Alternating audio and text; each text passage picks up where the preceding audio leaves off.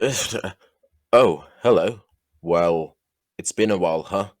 Well, I ended up getting 2 years in space prison for smuggling live chemulars, and I have no idea where I'm going with this. Hi, it's Liquid Pestar. Ultraman is a pretty good show.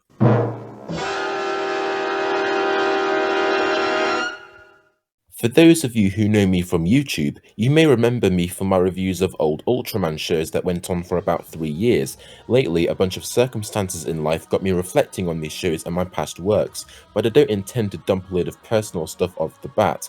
After all, there are probably those of you who may be new to this channel which has been deceased for, I don't know, several centuries, so let me instead fill you in first on what exactly this franchise is and what it stands for. If you have no idea what any of this is about and take a first look judgment of it being a cheesy superhero show with dumb action, then you'd sort of be right. But there's something about it, some weird charm that makes it quite unlike any other show in existence. I grew up heavily on this series and love it to this day, but how it has influenced various directors and creators like Guillermo del Toro, and now it has survived longer than nearly any other TV franchise while still having immense popularity, makes it definitely worthy of a closer look. So I thought it'd be best to give the full rundown on just what this strange live-action franchise of Ultraman is. So let me go nasty Nas and take you on a trip down memory lane.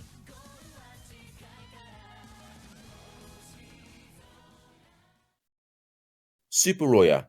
This dude with the serious black glasses was the special effects master that started the red and silver TV phenomenon, creating science fiction designs and concepts that were surreal and popping, while also being achievable through the suit-acted and practical effects action of the 60s. While he had worked on the effects of previous monster movies like Godzilla, Tsuburoya's first seized opportunity to bring his creative vision to TV came in the Twilight Zone-inspired black and white drama Ultra Q, exploring episodic science fiction mysteries with an occasional new suit-acted monster that added a nice unique twist to the concept of close encounters of the bizarre unknown.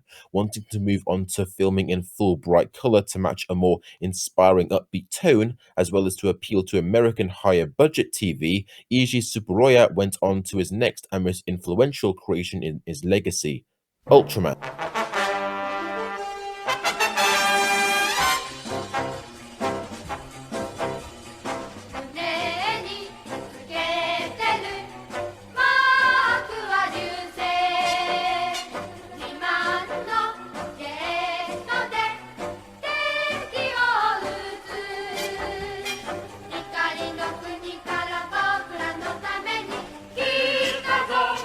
The revolutionary concept of having a figurehead hero allowed not only standout suitmation action between him and the villain of the week, but gave a unique narrative formula and allowed the show's selection of writers to create standout stories involving this colourful alien and the main cast. Most Ultraman shows would go on to replicate and adapt a similar basic formula as the original. A futuristic science defense force called the Science Specialist Search Party in this case investigates supernatural activity involving suit-acted monsters and aliens, with the typical episode having them encounter a giant eye-catching creature wrecking or intending to cause havoc on cities and plan out and execute their attacks to destroy or contain them. However, one of their members, an all-good motivated man called Hayata, is killed in action in the first episode. After his death is observed by a giant alien with a heart of justice and a body of light, who feels remorse for this demise, the giant decides to fuse his life with his to revive him and live alongside him to aid his duties in defending humanity. Throughout the show's run, despite being a silent hero, each of Ultraman's fights to defend the peace help him appreciate and become more attached to human life. Most episodes then involve investigations into disruptions in nature amongst some campy drama with the Triple SP, leading to the creature of the week falling into their attacks. Something usually goes wrong in their containment plan, leading to Hayata unleashing his new alien side with the help of a beta capsule, transforming into the red and silver giant and putting down the enemy for good with an optimistic ending. While it might look outdated and even straight up silly for today, as directors were trying to capture realism through miniature sets and men in colourful movement-restricted suits, the original Ultraman was not only a groundbreaking cinematic achievement for its time 55 years ago, but can still provide quality viewing to this day if you still use a bit of your childhood imagination. Plots that were admittedly very simple and campy were colourfully brought to life with enthusiastic characters, stylish cinematography, and popping monster designs. But what made all of its bright and risky elements come together and work was its sense of childish curiosity.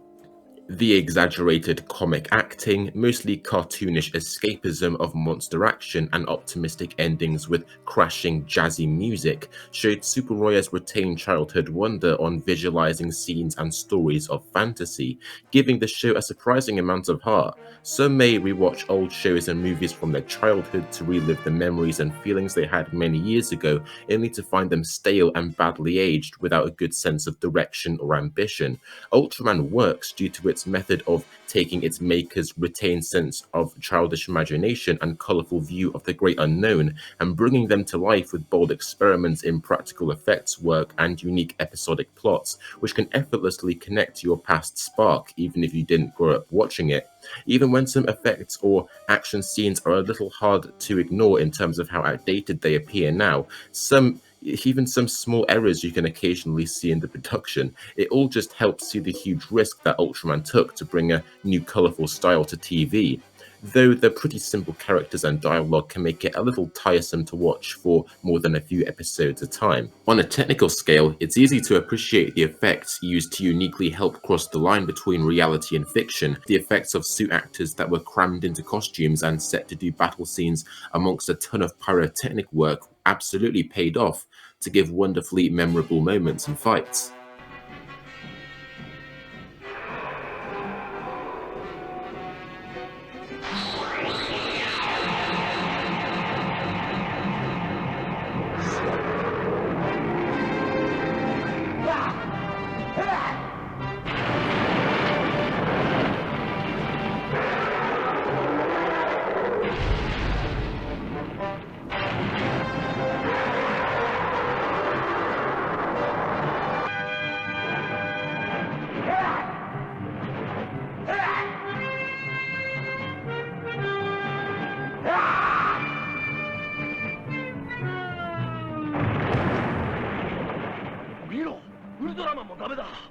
But as for Ultraman himself, a pretty simple concept, a silent hero to counter the monsters and draw the most attention to the show with his looks, getting hardly any development until the final episode, but he was still a unique icon that represented the necessity for positivity and having faith in humanity. His design, creative powers brought to life with limited 60s effects work, and expressive action portrayed by renowned suit actor Bin Furuya. ウルトラマンシリーズを始めた時にこんなに世界にインパクトを与える作品になると思ってたんですか？最初は思っていません。だんだんファンの方たちに認められて50年来ました。ありがとうございます。とにかく50年以上こうやって皆さんに愛され続けている作品に出られたことは僕はとても光栄に思ってます。Also made him stand out for a variety of iconic fights, and with the huge abundance of monsters and aliens to fight against with their own powers and personalities, it was always going to be a different kind of explosion after Hayata pressed that beta capsule. Oh, and before I say anything else, a big shout out and respect to Masanari Nihei, who passed away just 9 days ago at age 80 at the date of this recording. His portrayal of Mitsuhiro Ide in the original Ultraman made for one of the best, most iconic and funniest characters in the series. We will forever love you, man. キャップわかった最新出動だありがてえ出動ですねありがてえはいいが枕をちゃんと返してこいそれありいやーウルトラマンが現れるのがもう一瞬遅かったらおだぶつになるとこだったよ。僕はてっきり早田さんがウルトラマンかと思いましたよ。そんなバカなそうですよね。あ、そうだったそうだった。これのことでしたね。And, oh, fuck it. Science Patrol, hurrah! さあ帰ろう。はい。 With all the unique things Ultraman brought, with Eiji Tsuburaya passing only 4 years after its creation, how would such a dynamic and risky show be adapted into a franchise? How could generations of writers and directors adapt its unique charm with suitmation and human drama to new separate shows and changing conveniences with modernizing TV? And most importantly, how could a franchise be consistently as popular as it was originally for over half a century with audiences throughout the world being willing to watch it? Would it be left as a diamond in the rough and a relic of cheesy 1960s TV? Well...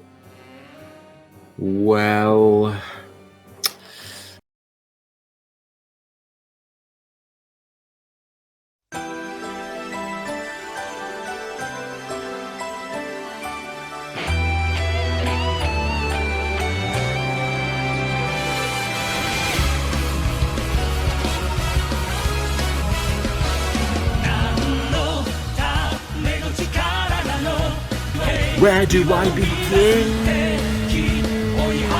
Yeah, it kind of became a juggernaut. For over 55 years, Ultraman has remained a vibrantly changing franchise with new stories and giant heroes of light, but has it stayed relevant as a meaningful franchise? One of its main priorities may have been to sell merch, but could that be all it's become? A cash cow to market flashy gimmicks with no more attachable stories and meaningful usage of the Ultraman hero? Yeah, not really. So to fully encapture what this franchise means to me, I'll be giving a rundown on each decade since its release and describe the new changes to each period and what I think of them as a long-time fan. So if you're new to this franchise, what do you think? Think it looks incredibly lame and like a waste of time and money? Well, listen here, right? Well, the other day I heard someone say that, yeah, and I got real up close to them and whispered in their ear while holding... After Ultraman's success, Tsuburaya was encouraged by the broadcasting network TBS to create a follow-up Ultra work. Thus, in 1967, oh look, my favorite show.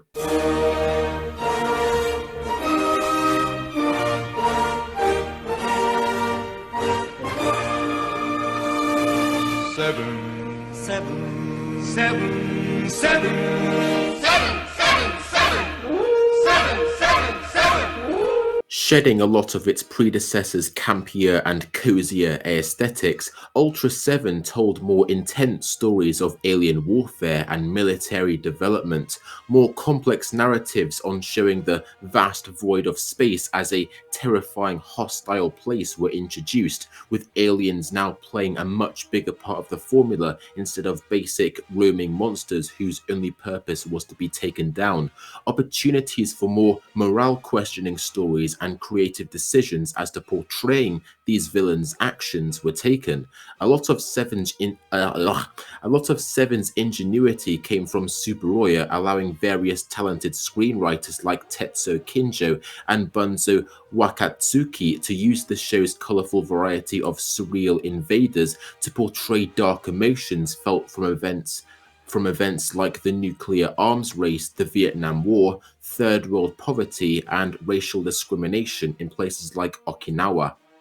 But while 7 may seem dauntingly heavy in its symbolism, it can still be seen as an entertaining ride which its influence has better stood the test of time, having thrilling action, a grand cinematic vision, and a much more attachable main cast of characters, including the iconic protagonist Dan Moroboshi, rather than have a mysterious, silent giant hide inside an everyday human protagonist. Ultra 7 shows the red and silver hero in a human disguise who ends up joining the show's defense force. Throughout the show, we see him work alongside his comrades and get more attached to humanity as he bonds with them up front. But we also see him go on solo journeys where his alien vision finds a route to settle the score with the week's invader, which sometimes leads to the villains questioning his loyalty to humanity, and even sometimes has him questioning himself when he finds himself having to prioritize humanity and their mistakes at the cost of great harm to other civilizations. This makes Ultra 7 a surprisingly moving show, showing that as many threats may be lurking, one must always keep an open and ethical mind to whatever unfamiliar things come your way, held together with a great performance from the young Akitsugu Motitsuga as Dan. What Ultra 7 improved on amazingly too is its forced perspective effects and cinematography, whether to immerse yourself in the lonely adventure of Dan Moroboshi or feel unease at venturing into alien territory. Directors such as the master behind the Buddhist trilogy Akio Shijoji and Kazuho Mitsuta helped bring to life some of the show's most iconic episodes. But if there's anyone worth singling out to reflect the passion of the whole show, it's Akio Shijoji and Tetsuo Kinjo's masterpiece, The Targeted Town. In this episode, the crustacean-like antagonist Metron sneeringly wants humanity to tear itself apart by tinkering with the fragile trust that holds them together. He starts his plan by secretly tainting a small-town cigarette supply with seeds that makes each smoker have murderous fits of anger, which would have led to a state of hostile paranoia and distrust amongst the local citizens, and gradually the world with more tainted cigarettes if Dan didn't eventually stop him. With this unique narrative in mind, this episode has an exceptional way of evoking emotions of loss and isolation amongst the town, with Shijoji using his auteur filmmaking methods to create iconic shots, such as when characters appear as shadowed silhouettes in the aftermaths of random attacks, and when Dan's isolation as a secretive alien is emphasized when he traipses alone amongst bickering locals in a stretched shot from his perspective.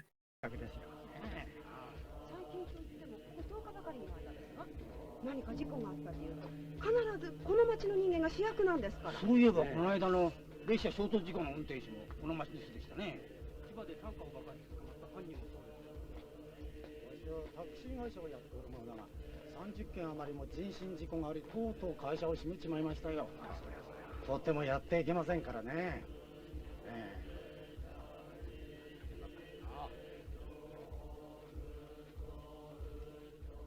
When there's no biting silence and music does come in, the choices in soft piano pieces only further add to that weird, melancholic feel of the town. 来たぞ。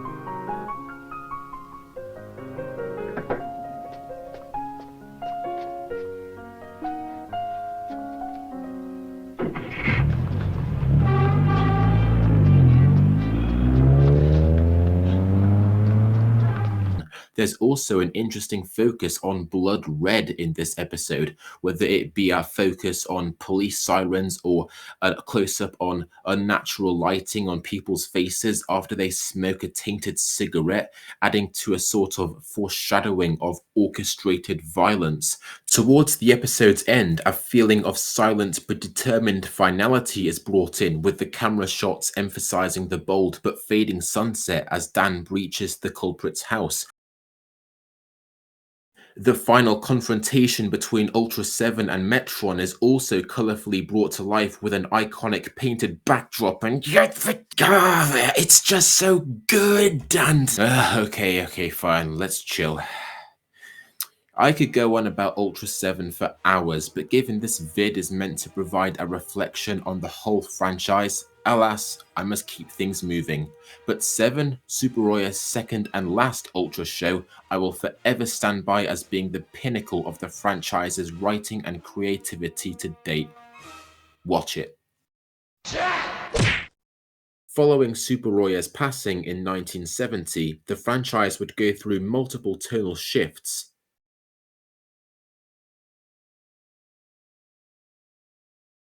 drastic tonal shifts in the decade following the death of its creator, based on the creative desires of the main writers and directors whose hands the franchise fell into and what audiences wanted more of. With Eiji Tsuburoya's son, Hajime Tsuburoya, now in charge, the franchise was reborn in new hands in 1971's The Return of Ultraman. I'm going to leave the description of this show brief for a couple of reasons later in the vid, but I will say this show succeeded in reintroducing the world to the franchise. While it can be considered a little back to basics with taking down monsters, it's also introduced a fair share of new concepts and focus on characters. After the return is where things got a little more complicated. Up to this point, Ultraman was the golden child of Japanese TV fantasy, with nearly no competition for viewership with similar shows from other companies. The franchise was free to do whatever stylistic direction it wanted to go in. Then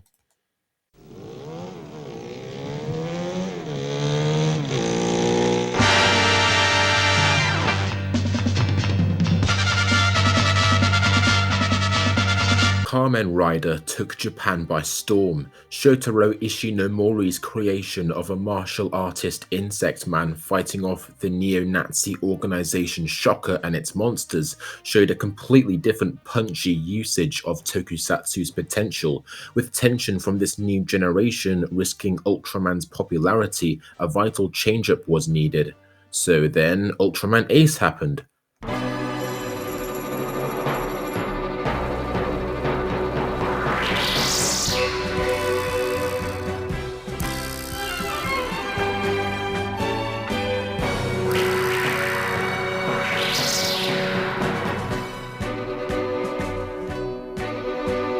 Ace is interesting, for reasons both admirable and disappointing. What a fan of the first three Ultra shows may notice is the drastic abandoning of, dare I say, realism?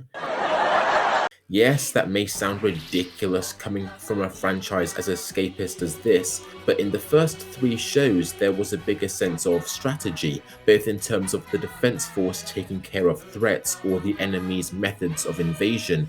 You would always become immersed in their slow processes of executing their plans, which made the final action scenes all the more impactful. If there was a kaiju, a lot was put into making it immersive in the surroundings. They had a slow, sluggish weight to them. In Ultraman Ace, everything feels more inconsequential and airy. Much more Deus Ex Machina fantasy is adopted. Monster attacks and origins are much more random with less build-up, and a bigger sort of fairy tale aesthetic is given. This can be considered a move to make the show punchier and faster paced to get up to speed with its rival. Its execution, though, I think is a bit hit and miss. One thing Ace does do well is its inclusion of all the heroes up to date. When our two protagonists, Hokuto and Minami, get killed in action from a monster attack after giving their lives to help others, they become unified by Ultraman Ace and his brothers in their home, the Land of Light. After this, the two protagonists join the defense force TAC and share a secret heroic bond, where they would grasp hands and join their rings to transform into Ace. Meanwhile, a Lovecraftian multi-dimensional alien called Yapul, who can possess life forms, has his eyes fixated on Earth. Throughout the show, he sends his test subject monsters called Choju to wreak havoc. However, given how Ace has a heavy focus on episodic characters going about their lives, and Yapul chooses to do his Choju experiments in line with the small-scale lives of these random people, such as mocking a young boy grieving his pet bird by resurrecting it and using it for a rampage, this mysterious villain can be considered not really using the full extent of his powers and merely enjoys tinkering with human emotions, which is perfectly fine for a main villain. The Choju monsters he creates are pretty interesting too. I said before about how Ace's monsters feel more random, but that's pretty much their point. They're supposed to feel like badly stitched together twists of nature, with their maker being able to unleash them whenever he wants. This gives way to some of the franchise's weirdest monsters, as well as faster paced action, which is very welcome. The creators behind Ace also wanted to make it stand out more in terms of violence. They also succeeded in that as well. Very much so. The problems I have with Ace are its characters and blatant inconsistency.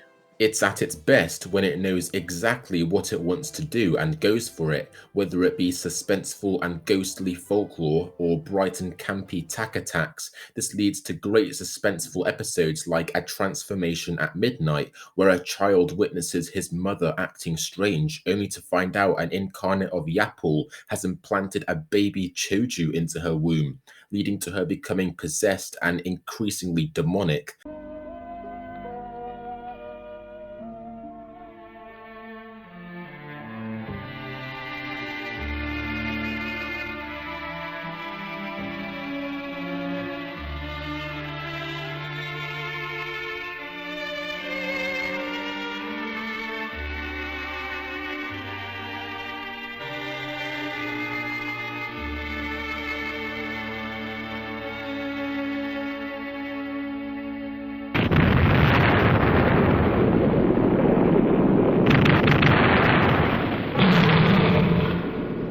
The final battle Ace has with Mazaron also has a very hellish feel to it.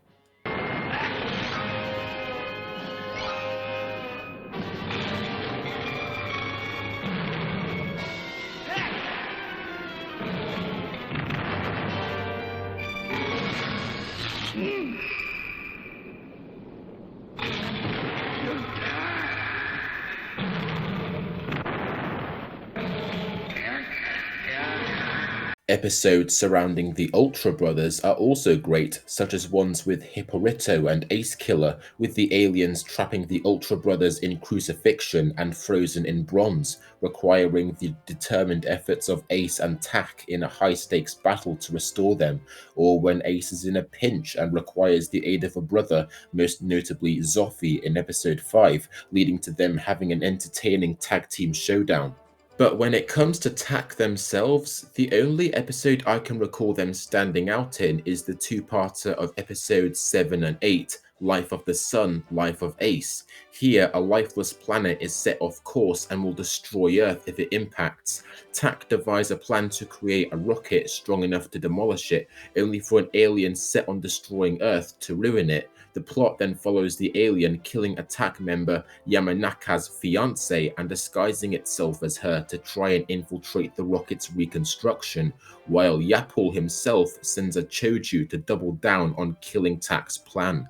So much is at stake in terms of Ace and Tak defending the rocket and the personal problems of Yamanaka in avenging his fiancée. It was great. In the majority of the rest of the show, Tak just feels forced in. Our cast get very little development while not being very memorable and having iconic personalities, as they try to be presented as more serious than the more cartoonish cast of Ultraman OG, not adding to the fun factor much, and the show just has no idea what it wants to be in a lot of episodes. Whether it's trying to capture suspense, goofiness, or plain action, it mostly just ends up as a grey mesh, especially in the second half where it ditches Yapul as a main antagonist due to running out of ideas for him and having random basic aliens attacking with their pawns. A lot of it feels inconsequential without being very immersive, charming, or funny. I guess going for play it straight with its main cast while having very contrastingly goofy monsters and plots and the same old action tropes form a very dull mixture in my book. So Ace was a weird experience. Would the franchise go back to being more grounded? Well, in 1973...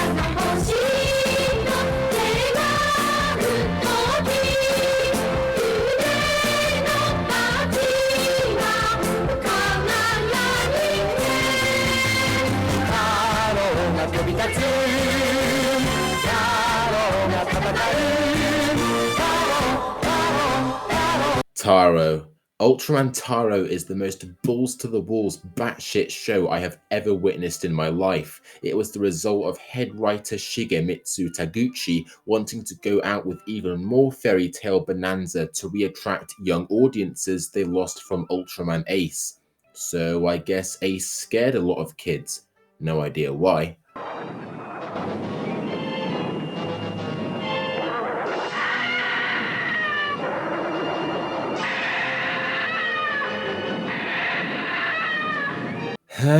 Toku. An optimistic but rather dim-witted aspiring boxer, Shotaro has his ambitions flipped upside down after the defense force ZAT recruits him after a selfless deed, blah blah, you know what to expect. But after Shotaro fuses with his Ultraman, Taro has more than a few oddities in store for you. More wacky slapstick elements are abundant and maxed out everywhere, from its cast to the fights with giant monsters. Emphasis was placed more than ever on random episode of the week characters going about their day only to have a trippy encounter with the supernatural, and the Defense Force's strategic plans were even more ridiculous than the monsters they seek to contain, most notably a plan to pour pepper over a laughing monster to make him sneeze out the Shotaro he swallowed. A show that tries its hardest to appeal to kids than ever before and took goofiness to the extreme. Sounds horribly aged, huh? Well, no. I'd say Taro is at least a far superior and more charming show to Ace because it utilized the weird without feeling the need to simultaneously take itself seriously. Basically, the original Ultraman's method of capturing a child's imagining of a monster attack times 10 with bizarre logic, euphemized damage, and humorous reactions from whatever character our story focused on. While the main cast were definitely a bunch of goofs more entertaining than Aces and added to the show's campy heart, they were still far from perfect and hardly developed. But this was made up for with the show's immersion into the working class with its episodic characters, these variety of people whose lives we peek into, running pensioner homes or late-night food carts, have a surprising amount of personality and show their underlying strength and willingness to protect their goals with their comedic interactions with the monsters, such as a woman challenging one to a game of volleyball to protect her pensioner home.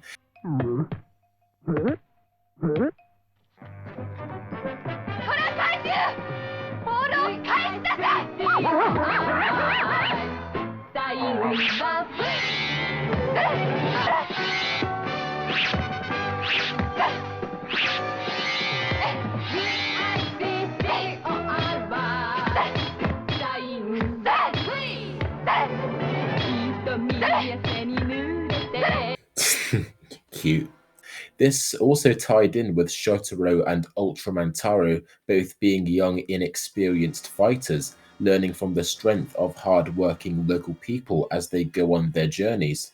More folklore elements were also introduced, leading to some surprisingly moving episodes, but not moving in the sense of Seven and The Return, which sometimes equated to mass genocides and violent, messy deaths to hit you.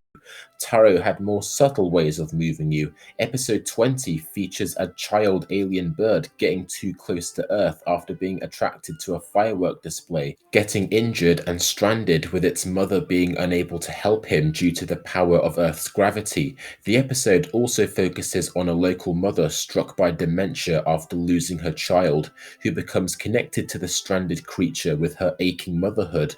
Though the episode ends on a happy note, its majority is surprisingly moving with its themes of mourning, motherhood loss, and empathy without making it forced. Taro, in short, while sometimes a bit too childish and random for adult viewers, has a humorous and charming energy from its fast-paced action to its light-hearted characters. It has the power of decisiveness and goes unashamedly in the batshit crazy direction it wants, and it just laughs along with you. It's definitely not for everyone, and I would not recommend it for someone's first, but I'd still say give it a try.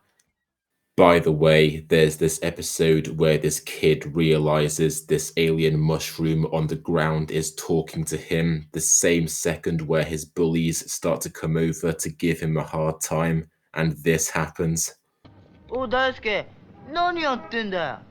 別に。お、キノコじゃねえか。He asserts his dominance by picking up a random mushroom on the ground and putting it in his front pocket. So Taro was a campy ride. Would Shigemitsu keep pursuing the light-hearted fairy tale aesthetic for Ultraman, or...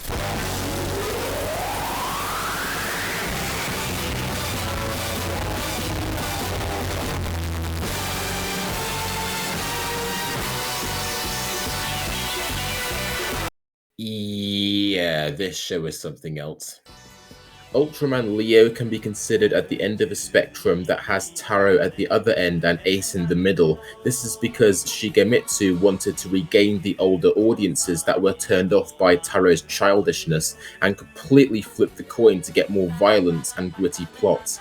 A pretty horrible move for a kid-aimed show, which, on top of a huge oil crisis in '73, resulted in Leo having the lowest budget and viewership to date. But despite its tight problems with money and suffering effects work as a result, does Leo still stand as a good watch? Short story shorter? Yes, but that remains very divisive amongst the Ultraman community. I'd go as far to say it's the most debated show in the franchise as to whether it's good, mediocre, or even one of the worst of all time. Where most of my admiration for Leo goes, it's its narrative focus, going against Ace and Taro's episodic characters and putting full focus on our two alien protagonists. Gen Otori is a gymnastics teacher living a comfortable life before he's forced to unveil a secret after the returning Ultra 7 gets his leg brutalized in a fight against a new alien and his lizard bodyguards, rendering him unable to transform and leaving him locked in his human form as Dan Moroboshi. Recognizing this alien was responsible for destroying his home planet, Gen transforms into his true form as Ultraman Leo to challenge his enemies on Earth. After failing, Dan recognizes him as a traumatized soul trying to start anew on Earth and pushes him to use his withheld anger to join the new defense team called Max and fight back against other invaders to ensure Earth doesn't meet the same fate as his homeworld. The show then follows our two protagonists sharing a lonely journey as two stranded aliens to protect Earth at any means. What adds to this unique narrative focus is how, unlike the experienced fighters of the other shows who had backup when they needed it, Leo is an amateur and on his own. He nearly always gets easily beaten the first round against the alien of the week, leading to the handicapped Dan having to brutally train him into shape.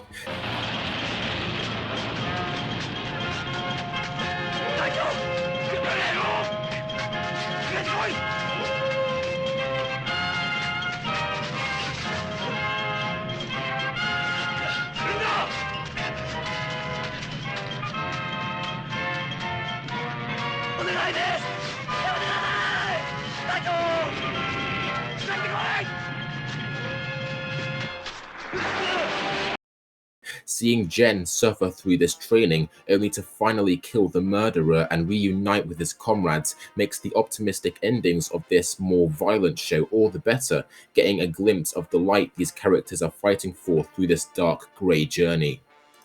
What makes Leo stand out even more are the behaviours of the villains. Remember how I said some of Ace and Taro's campier nature came from how randomly the appearances of its monsters were, having little logic and being like a scene from a fairy tale, rather than Ultraman OG and Ultra 7's slower, more grueling investigations into a small anomaly in space or under the earth to discover the threat, which gave a better sense of immersion. The appearance of Leo's evil aliens are just as sudden and random as Taro's, but not exactly in a fun, campy way. They're more to give a contrasting sense of panic and paranoia as to bloodshed and murder being possible at any time. Throughout the show, you'll see human-sized aliens suddenly jumping in and throwing knives at civilians, or get giant and do sudden onslaughts on Tokyo with now not so much euphemized damage. The first episodic alien we see first shows himself when a man and his kids are merrily singing their way back home, only for the killer to suddenly jump in and slice the father in half in a pretty gory way. So our protagonists must be trained and on their toes at all times. Yes, this is a bit hard to take seriously when the budget renders these aliens to look like Poundland Halloween costumes, but the ambition is still there at least.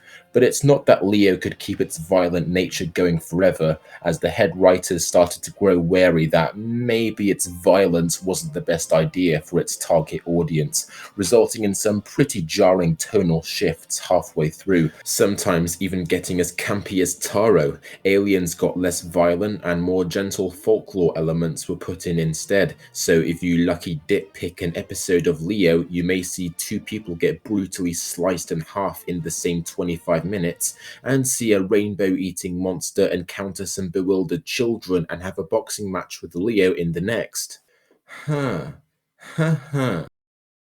But even this didn't particularly get viewership back. Budget was getting so tight to the point where costume designers began scrapping suit-acted villains altogether and started making wired prop UFO monsters instead, so it ended up a point of really nothing to lose, with Leo's last third being a return to brutally good, showing probably the biggest loss a protagonist has gone through in the franchise to date, and showing Gen trying to pass his hardened wisdom to his adopted student Toru while they embark on the hardest last journeys in the show. To summarize Leo, it's a pretty rough show, but also an incredibly raw one. Lots of admirable stylistic changes were brought in, such as the main hero having a dynamic martial arts method of fighting to fit in with the then current craze of martial art films like Enter the Dragon. Props to Tatsumi Nikamoto for being an incredible suit actor, but despite a few tonal inconsistencies, I wouldn't go to call Leo as being edgy with no substance, nor a good show just for violence. It had heart to go with it. And all, in what many call the golden age of the franchise, it was interesting to see Ultraman's development throughout the 70s, see the tones and styles of this unique, colourful show develop, whether it be to creatively adapt to limited technology or to fit audience wants. You could see it still had its main concepts at heart to give a positive message about pushing through and doing the best for humanity.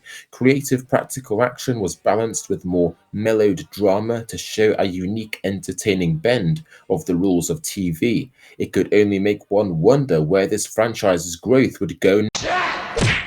The 80s were the dark ages for the franchise. Viewers were being turned off by practical action and were becoming more appealed to the upsurge of anime in Japan, stunting Ultraman for a very, very long time. Tsuburaya Productions even tried to make an animated version of Ultraman to get in with the new trend, which didn't go very far. The only true live-action installment we got in this decade was Ultraman 80, and don't get me wrong, there are some perfectly fine episodes and some great ideas in this show. The first 13 episodes were pretty remarkable for having a school teacher as the protagonist and Ultraman host, which was a fantastic twist of the formula. Ultraman was always sold as the simple figurehead hero inspiring Japan's youth, so to make his human host directly engage with and encourage young students and see his connections with them improve, while also inspiring them with his fighting form as he defended his school and city, seemed the perfect way to expand the message of the franchise. Unfortunately, this only lasted a few episodes, as Tsuburaya Productions began receiving complaints from people of providing unrealistic representations of Japanese school life, given more and more reports of damaged student mental health were rising and getting more attention, with these social pressures leading to Tsuburaya scrapping the whole teaching narrative. The protagonist, Takashi Yamato, ended up joining the show's defense force for good, leading to the rest of the show falling back to incredibly generic done it before. Action was still decent with improved effects work and monster designs were as detailed as ever, but this didn't stop 80 from falling back to mediocrity in a terrible decade for the franchise. Ooh.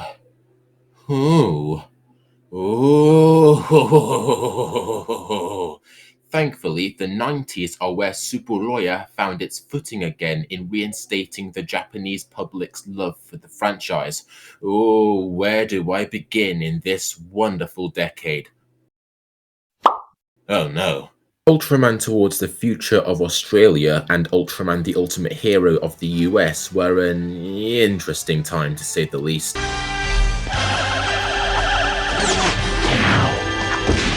This was when Tsuburaya Productions thought it would be a good idea for publicity to introduce Ultraman to the West, bigger budget reimaginings of a then 25-year-old franchise. Lots of potential, right? Well, potential unfortunately not achieved. Dry acting, less than stellar fight scenes, generic, boring investigation plots, and overall chores to watch. Suit designs were amazing, but given the fears over damaging them from how fragile they were, fights consisted of embarrassing nudges, miniature sets looked 100 times more cardboardy, and in the Ultimate Hero's case at least, the episodes were vastly inferior and just lazily written remakes of already made episodes of the original series. But it's interesting to see what had then been a strictly Japanese piece of media adapted to the West, if handled sloppily. And hey, they did help reignite Tsuburaya's interest in getting old Red and Silver reintroduced to Japan, even though the live-action stuff had been dead in its home country for well over a decade by then, with animation becoming as popular as ever. Tsuburaya Productions, good old TP, still wouldn't let new trends get it down. And in 1994 started a new version of the hero called...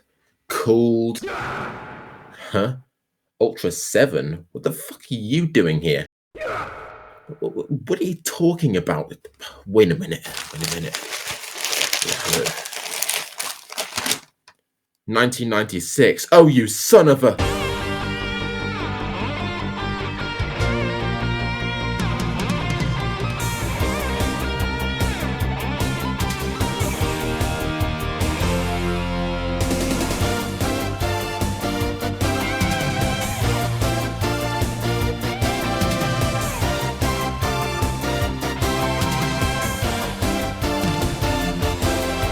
Some might argue over the 90s being the Ultraman golden age rather than the 70s, and it's not too hard to see why. The first true Ultra show in 15 years, Ultraman Tiga, marked a new, henceforth Honestly though, it's a little hard to talk about given how most of its highs can be applied to the original Ultraman through to the Return, but with a more modernized take.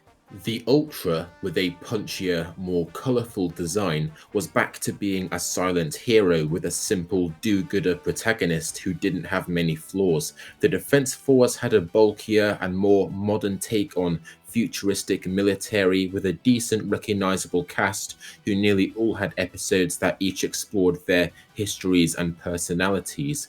The character drama and acting felt more naturally suited to the time, and there was even some good lore on the Ultraman's origins this time, being old, mysterious heroes who were frozen in stone by an old being of darkness, with only one being saved from demolition when it uses the last of its energy to fuse with a nearby protagonist, being old relics of the past with an unknown relation to Earth, rather than simply being curious aliens stumbling onto the planet thinking of making themselves comfortable. Towards the end of the series, we would learn more about Tiga's origins before he finally confronted the God of Darkness himself in the finale, and what a gorgeous finale it was. Gatana Thoa was such a creatively imagined monster, and only a warrior of light can stop pure darkness. It's almost as if the writers focused on making the roles of the Ultras in this show as beings beyond human comprehension, but representing a positive sort of other power, a hopeful twist of Lovecraft's generally darker and bleaker stories of otherworldliness that diminishes humanity's scale in the universe. Wait a minute. Lovecraft, Katana Thrower.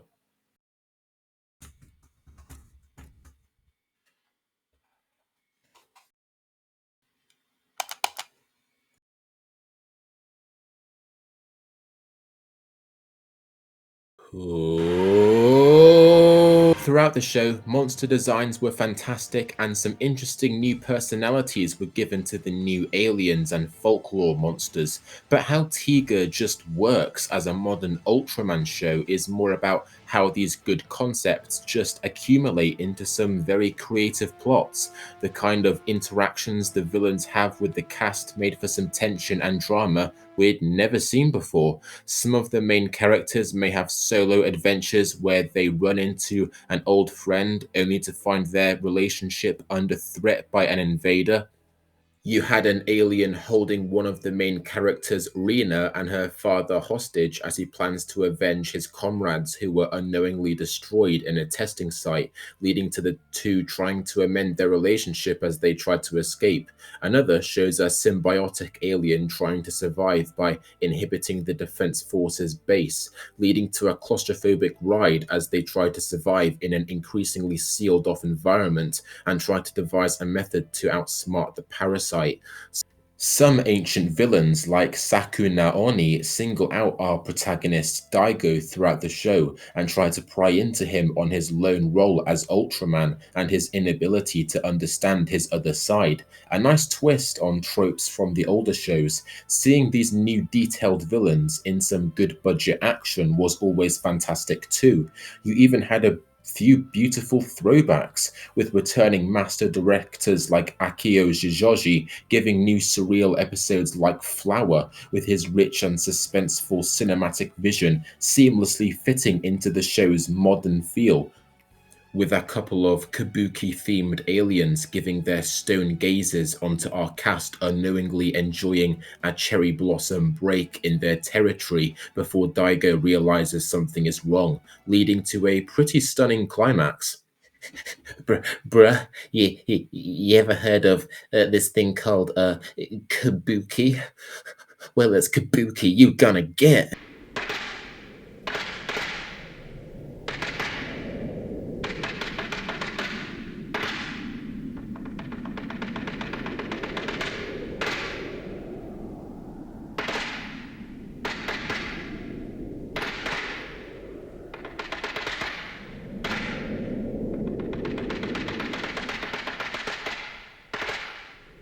Episode 49 is even dedicated to the legacy of Ultraman, with a story of a rising Eiji Tsuburaya struggling for inspiration with his new monster show, only to end up meeting the original Ultraman by the lake where he sealed Bemula in the original's first episode, giving him the inspiration to make the Red and Silver show.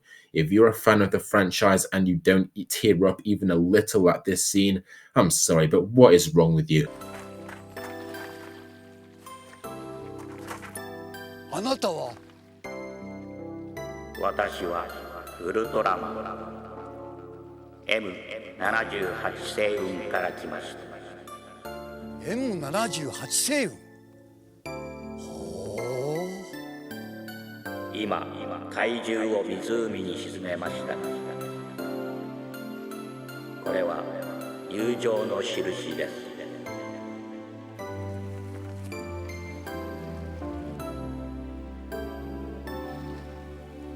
これはウルトラの星ですこれが大きな力になるでしょう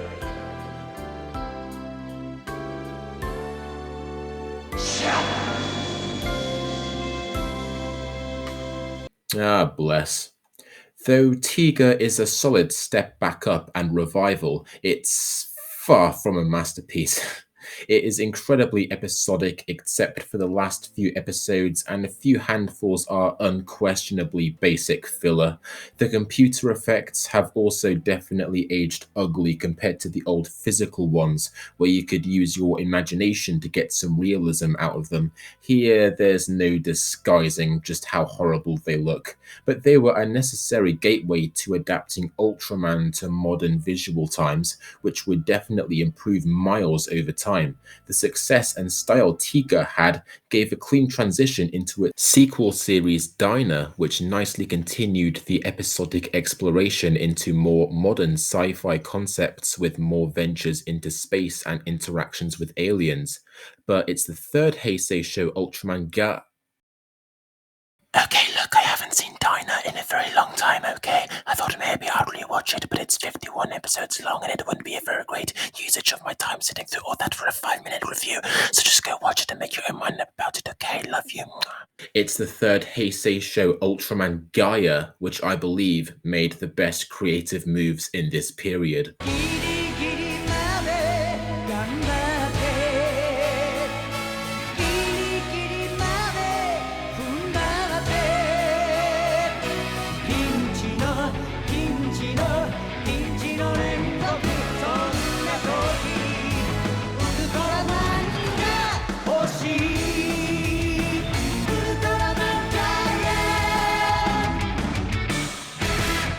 Gaia has some of the best character writing this series has to offer.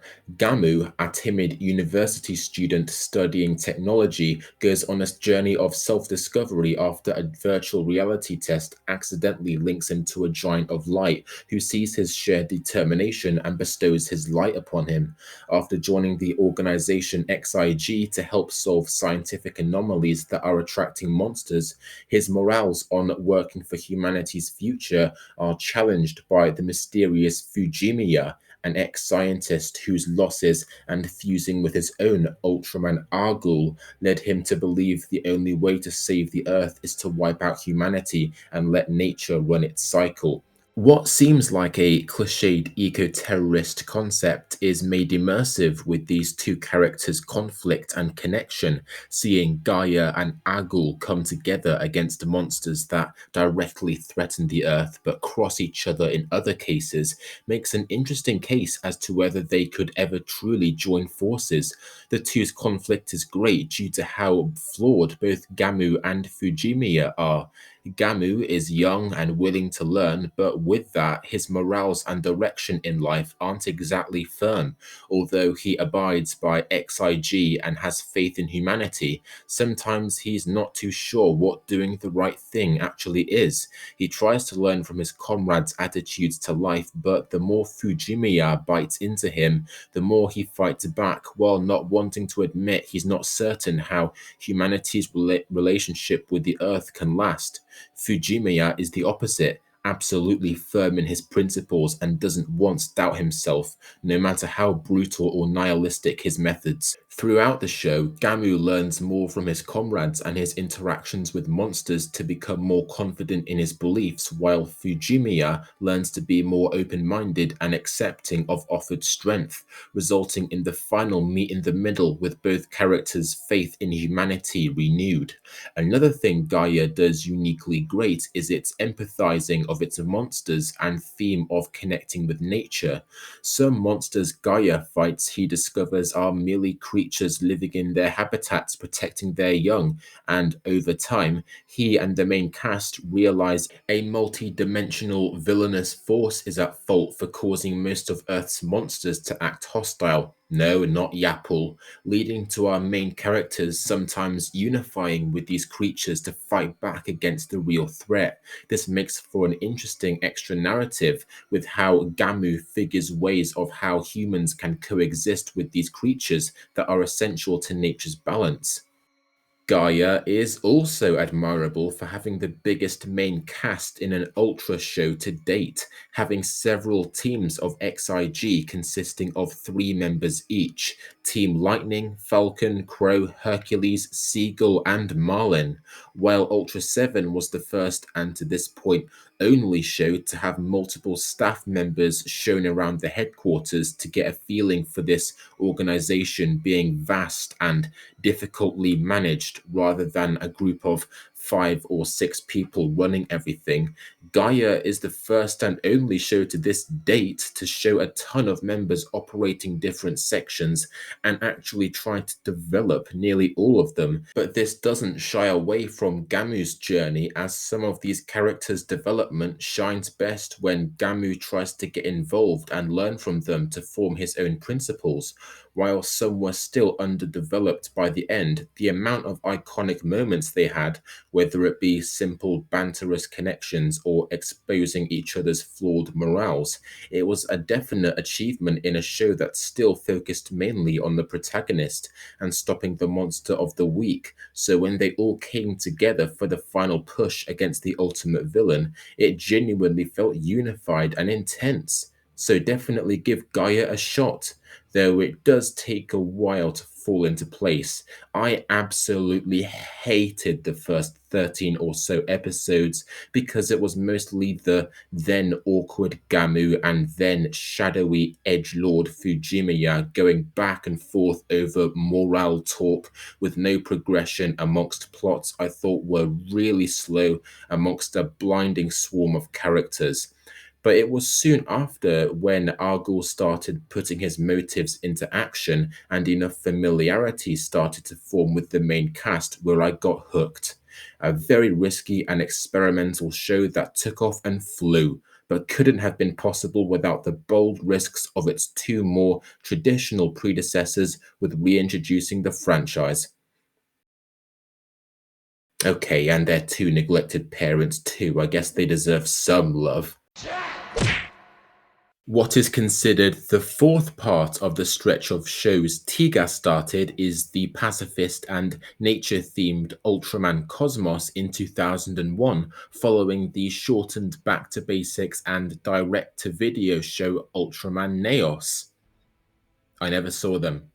Why? Because, oh hey Ultraman Nexus, I didn't see you there.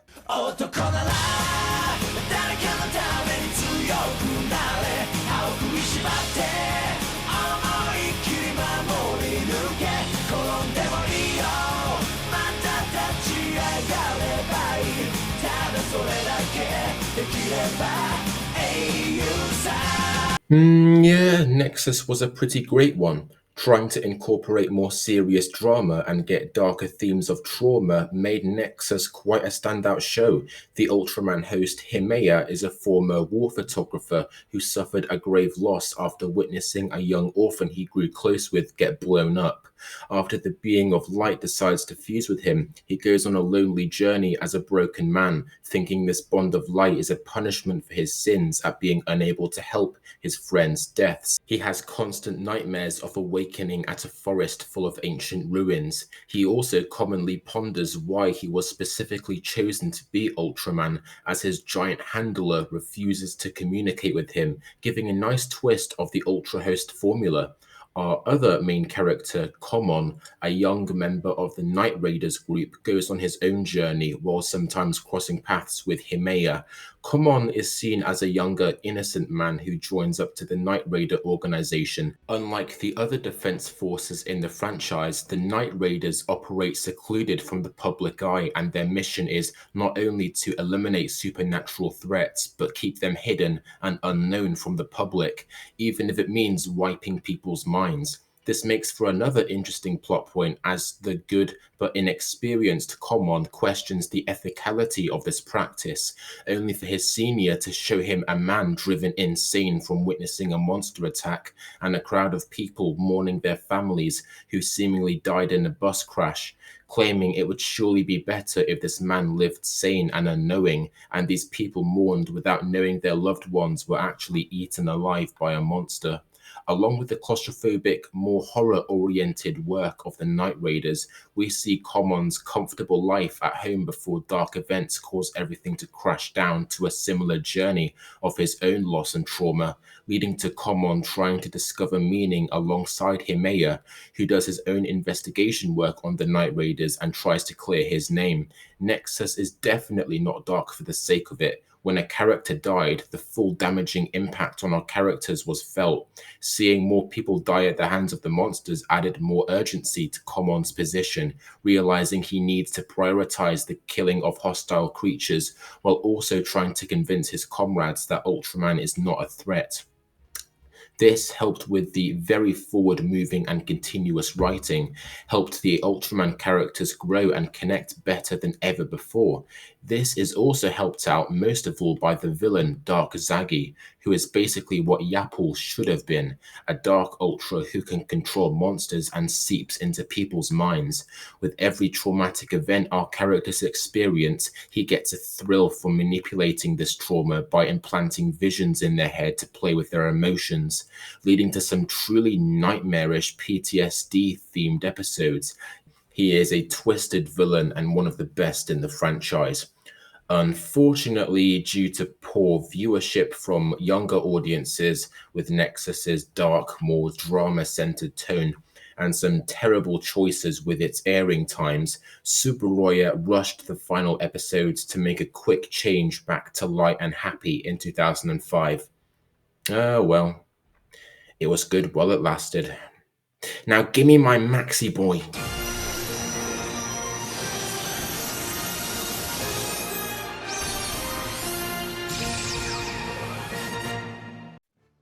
Max holds a special place in my heart. What else would you want from a fun, bright show from the mid-2000s, being a back-to-basics, light-hearted ride, but still needing to get up to date with modern standards? Acting was more exaggerated and cartoony, more CGI was used than ever, slapstick humor and positive messages had never been more in your face.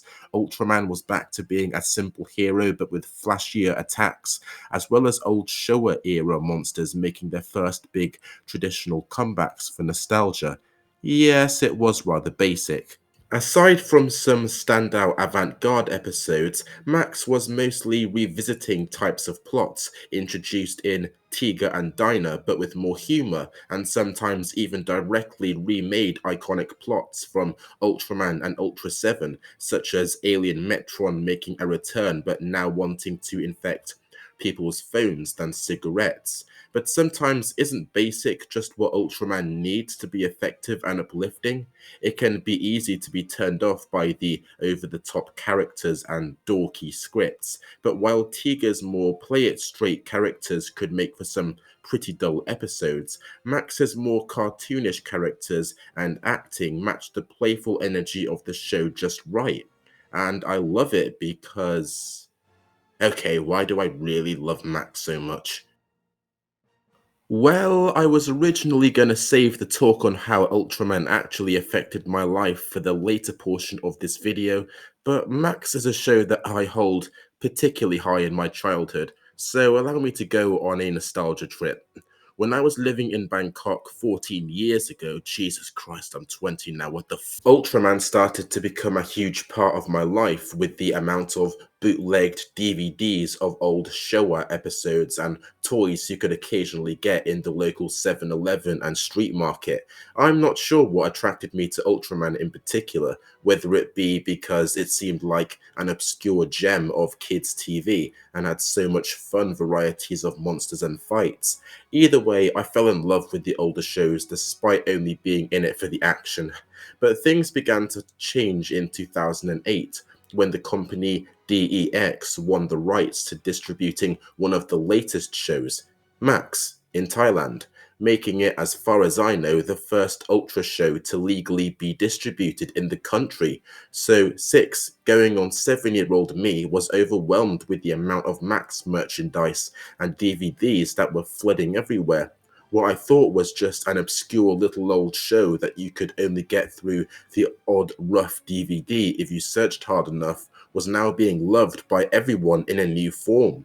I remember I even got to see a stage show at my local shopping centre where Max fought Alien Bolton, which of course was to celebrate this legalised televising, and it was one of the best memories seeing Ultraman brought to my local area.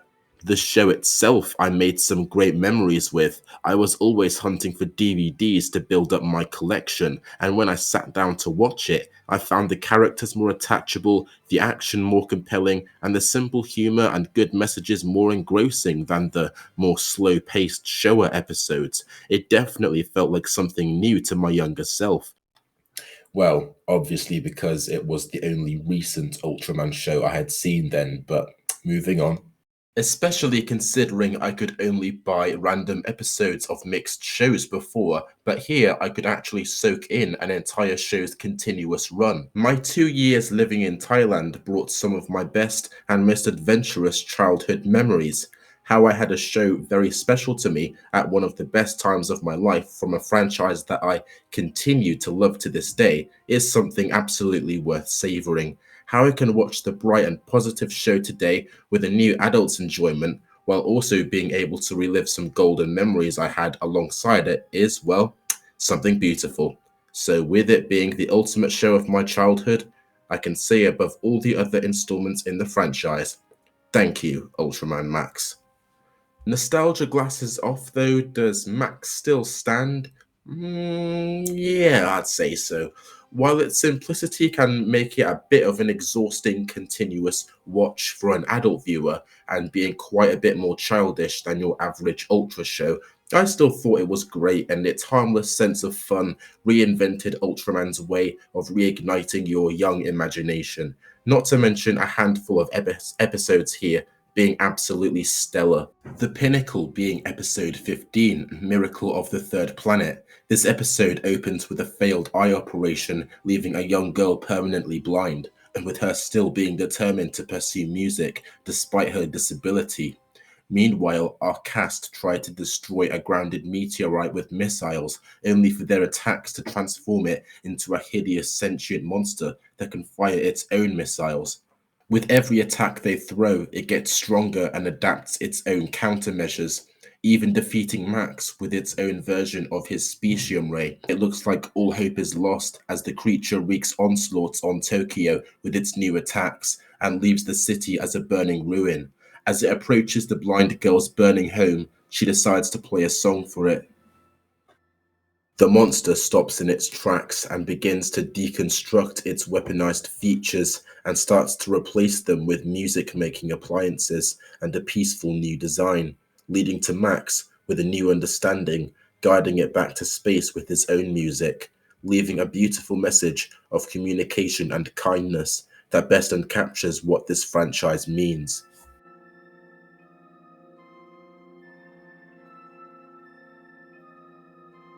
Max's bright, energetic style would seamlessly transition into Ultraman Mebius in the following year, a show that many people see as the best and for very understandable reasons. While Max may have revisited older monsters and remade and modernized the classic episodes they were in, Ultraman Mebius had a lot to do with reflecting on the franchise's entire legacy while telling its own story with the franchise's 40th anniversary on the way.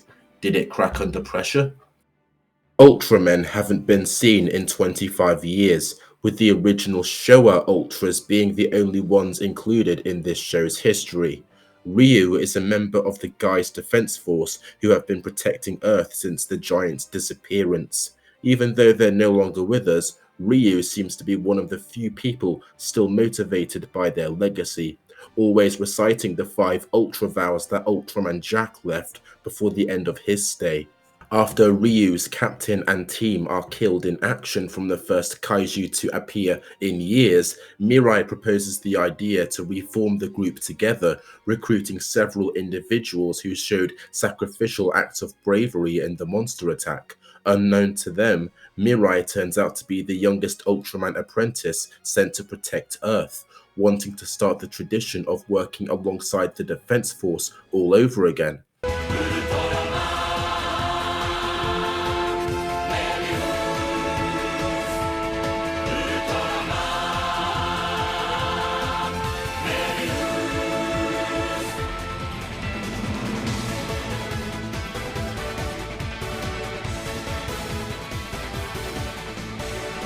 Off the bat, it's the first time since Leo where we've seen the Ultraman disguised as a human. Mirai is essentially trying to find out the significance that humans have to his species and why the Ultras were so dedicated to protecting Earth. While some may say his character is quite ham-fisted with too much unrealistic positivity, I think his character perfectly encaptures the Ultraman's attitudes to always seeing the best in humanity, near immortal giants of light who cherish and see the best in flawed people with short lives. Always ethical, learning from local strength and valuing of the friendships he makes to the fullest, Mirai is a great protagonist whose standout moments show a consistent attitude doesn't immediately make a character one-dimensional. The interactions he sometimes has with his superiors, as well as partaking in unresolved conflicts of previous battles they had, also allow Mirai to develop his own values as an Ultra, as well as give some great nostalgic moments that do the original show's justice. And as for our main cast, I really like them. Their personalities are a lot more contrasting than Max's cast, with characters having issues with confidence, egotism, receiving other offers in life, and just devising ways to achieve their goal. It makes for some of the franchise's best chemistry, though Mebius definitely puts a lot more emphasis on the characters' relationships than the logistics of them as a weaponized organization. This even plays on the very common trope in Showa Ultraman, where nearly all the protagonists were recruited to the fighter jet flying defense forces only after a sacrificial heroic act with no prior training. So I guess this show just goes all out with making every member untrained with only their determination and faith in humanity linking them together. I mean, we have a school teacher, a medical student, a professional motorcyclist, and a famous football player with no experience handling weapons or jets, all getting pulled in to join in episode 2. But I guess it just adds to the escapist charm and helps drive a message that anyone has the potential to do good and should use it, even if it is a bit more exaggerated here. But what makes Mebius great is how it forms its own narrative while balancing fan service. From the first episode where Mebius makes his first descent and pops the planet's 25-year Ultra Cherry, you see a bunch of people witnessing in awe at this hero who has been missing from a quarter of a century. You see a kid on his dad's shoulders asking if that was the giant he saw as a kid, to which the dad gleefully replies, "Yes, that's Ultraman." That small moment perfectly captures the feel of this whole show in a touching way, especially for someone who grew up watching it. Nostalgia, and reintroducing the franchise for new generations. The show goes to do this greatly by having a roster of returning monsters with their unique characteristics and a new slicker feel, such as Gudon and Twintail having their natural fight from back in the Return of Ultraman, and Sadola bringing his predatory fog to Tokyo to jump his prey with his extending arms. But these revisited old monsters work with the show as something new and nostalgic, as their original plots are never directly remade. They instead fit into the main plot as our cast try to get to grips with their own devices, and while some mysterious overarching characters get revealed, but they're still recognizable and show the timelessness of their designs as they're balanced with the new kaiju of the show. My favorite of the new batch absolutely being the lizard-like Kelbeam. Easy boy. Throughout guys trying to put their own combat to these foes, we have our own plot to follow of a mysterious dark ultra called Tsurugi. After crossing paths with Mebius, Ryu uncovers the identity of this ultra's human host. It's his dead captain. The cast then go on a journey to discover how this figure's dark demeanor came to be, and what his mission of vengeance is against a horrific evolving monster called Bogal. While this path crossing of a selfless Ultra working alongside comrades and a self-interested lone wolf can be seen as a bit of a rip-off of Gaia and Agul, Tsurugi, or which he will later be called Ultraman Hikari, thankfully has a unique character arc. How he faces his own demons while Mebius persuades him to join forces is nicely fleshed out, while the plot of the planet-eating Bogal and the Ambassador of Darkness Alien Emperor thickens. Even with the new main villains, the writers found space and ways to tie the old ones into interesting new threats to keep a fast-paced ride going. The sadistic Yapul and deceiving Mephilas join forces with two new aliens to form a cult serving the show's main antagonist, Alien Emperor. Seeing the two's iconic sneery personalities clash with two new and equally unique tyrannical villains is great, and one of the best examples of the show's theme of reintroducing old elements of the franchise into a fresh new generation. Yapul deploys several of his Choju with their old stories intact, with the reawakened Dorogoris looking for the TAC rocket he tried to destroy 30 years ago, as well as reforming his specialized Ace Killer monster into the new Mebius Killer. Mephilas from Ultraman OG, though, has the best episode in the show to me. Mephilas was always my favorite villain in the franchise. His design always gave a weird impression of a suited, intellectual and gentlemanly alien that nicely matched his sneery, calculative personality. And he's a pretty significant foe for being one of the first aliens to directly interact with humans to propose his plan. But while other villains like the Boltons were merely trying to survive and adapt their population to the Earth, Mephilas thought forcefully seizing the planet was too easy and decided to hold back and have fun tinkering with the human will. And he affirms himself as one of the greats when he decides to hold off finishing him and Ultraman's final duel and retreats for another day, accepting his failure like an honorable opponent. This episode in Mebius is that rematch and finally does the snarky villain a good send-off. He decides to play a game on Mirai's will as well as humanity's by using energy rays to brainwash Tokyo's perspective into reversing his and Mebius's roles, thinking of him as a hero and Mebius the invader, with guys deciding to work alongside him and attack Mirai on sight. Mirai ends up going on a lone journey to try and reconnect with his friends and see if their past connections is enough to break Mephilas' spell. It's when Ultraman steps in to finish the grudge though that this episode shines, fighting alongside Mebius to once again show him his deception won't work and gives him yet another chance to stand down. Mephilas interacts with both Ultras throughout this episode and it's great. Him and Ultraman OG truly feel like old side-by-side enemies, while he looks down on the newcomer Mebius as a hopeless plaything, and his personality shines more than ever, and he's such a cocky piece of shit and I love him.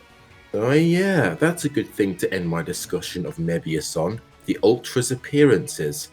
Without much surprise, the old Ultras come to support the show's nostalgia game, but their appearances do add quite a lot. With Mebius being a young, inexperienced fighter, occasionally he'll need the wisdom of a returning legend to help guide and motivate his way, seeing Taro mentoring the young Ultra and help him in a sacrificial fight. Mebius, なぜ帰還命令に従わなかった？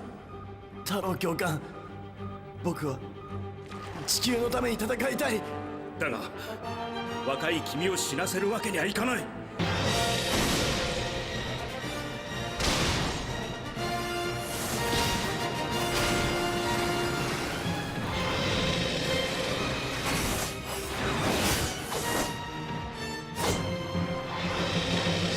Is great, but also seeing the original actors return to show their human alter identity's wisdom and inspire one of our characters makes it so much better. Seeing our old heroes aged but smarter, reflecting on their past grave mistakes and the main lessons they learned on Earth is not only a hit in nostalgia, but also adds to the characters of our old Ultras and shows their huge influence and relevance in the franchise to this day. Seeing Dan Moroboshi tell a wanderer's tale to one of our Gai's characters to value the bond between the Ultra and his human comrades, as he had a similar encounter when he was fully dependent on his Ultra Garrison after getting defeated before he comes to the imprisoned Mebius's aid at the last minute, just put the biggest smile on my face.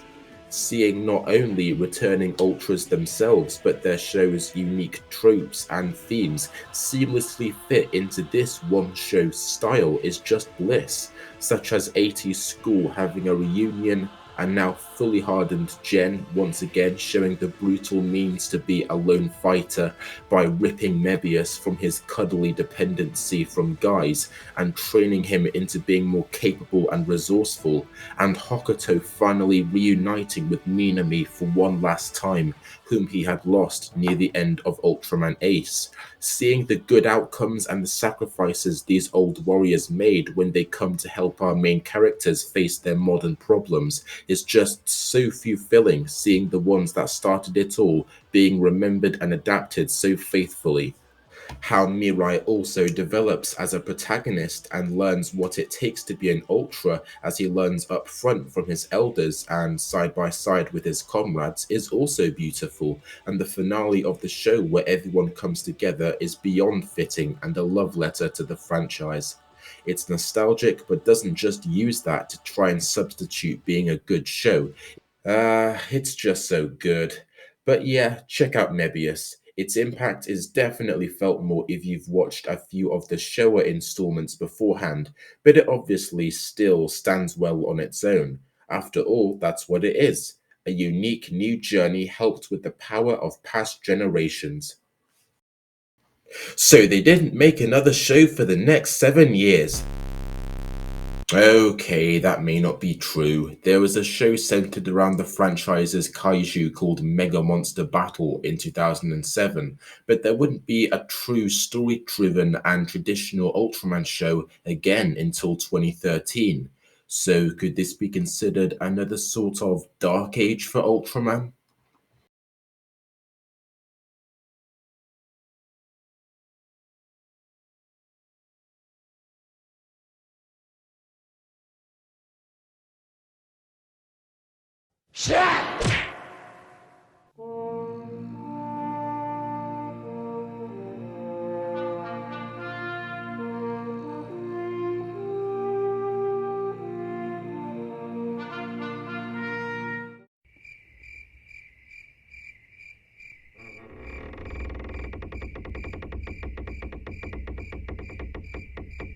Hey, well, been a while, huh? Well, basically, I can explain. No, I was away for a bit. Okay, look. Okay, back off, all right? I've got the royal mace, and I'm not afraid to use it. Okay, is that okay? Finally, some peace of mind. Anyway, where were we again? Yeah, right. This film.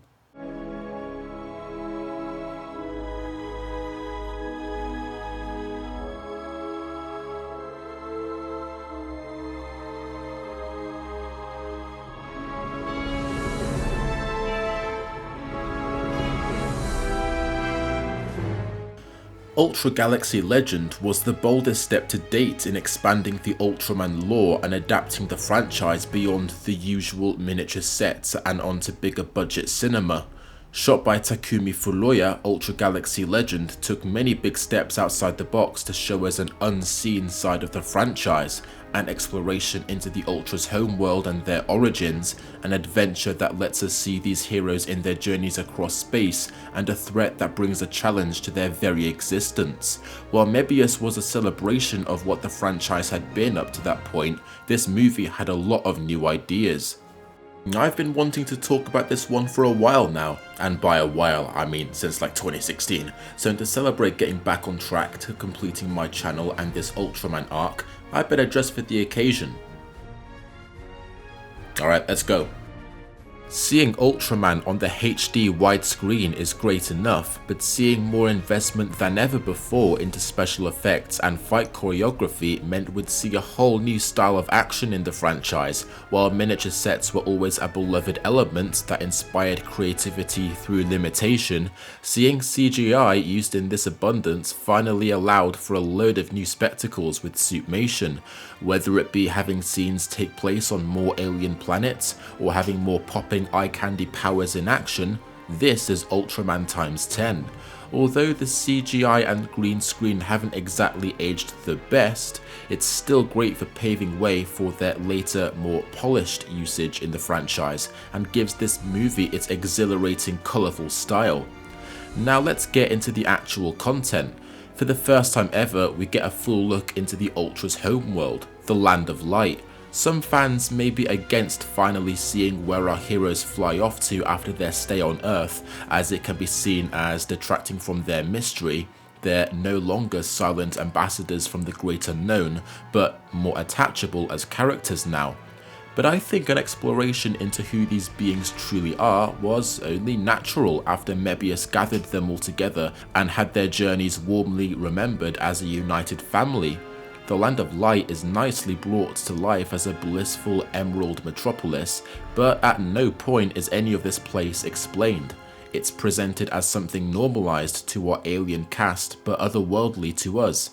A really nice flip on things. Though we do get a key detail that a giant plasma spark at the biggest emerald tower is responsible for keeping the planet alive and for transforming all its inhabitants into these near immortal warriors of light, a power source guarded by our heroes and deadly to any who would try and take it for themselves. We also see that the Land of Light, in a nicely ironic way, is protected by its own defense force, this being some of the oldest Ultras to defend Earth. Ultraman OG, Zoffy, 7 and Taro. It's governed by Ultra Father and Mother and watched over by the legendary Ultraman King. These latter three Ultras had similar roles in Taro and Leo, but again we only had glimpses of their roles. We were just given the context that Ultra Father ruled the place in a short line from a narrator when he appeared in Ultraman Ace. For the first time in these characters' 40-year history, we see them in their roles in this slick new vision. Our Ultramen are on their planet having conversations in their true forms for the first time shown. Even having them oversee younger Ultras in their training, it gives an awesomely weird mixture of nostalgia, closure, and a feeling of new beginning. But this really is only the beginning, as a dark Ultraman called Belial is broken out of a suspended space prison. Now we get one of the very few antagonists to the Land of Light itself and a fallen angel of the Ultramen. Once a warrior who became consumed by a greed for power, Belial tried to absorb the plasma spark to become ultimate after he lost a rise in the guard ranking to Ultra Father, only to end up crippled and banished to a desert planet. After a ghostly entity called Rayblood found him and offered to fuse with him and give him the power he wished for, this new villain took advantage of Belial's wounded pride and corrupted him, leading to the reformed Ultra becoming imprisoned by his former peers after a failed second attempt to seize the plasma spark and prove himself superior.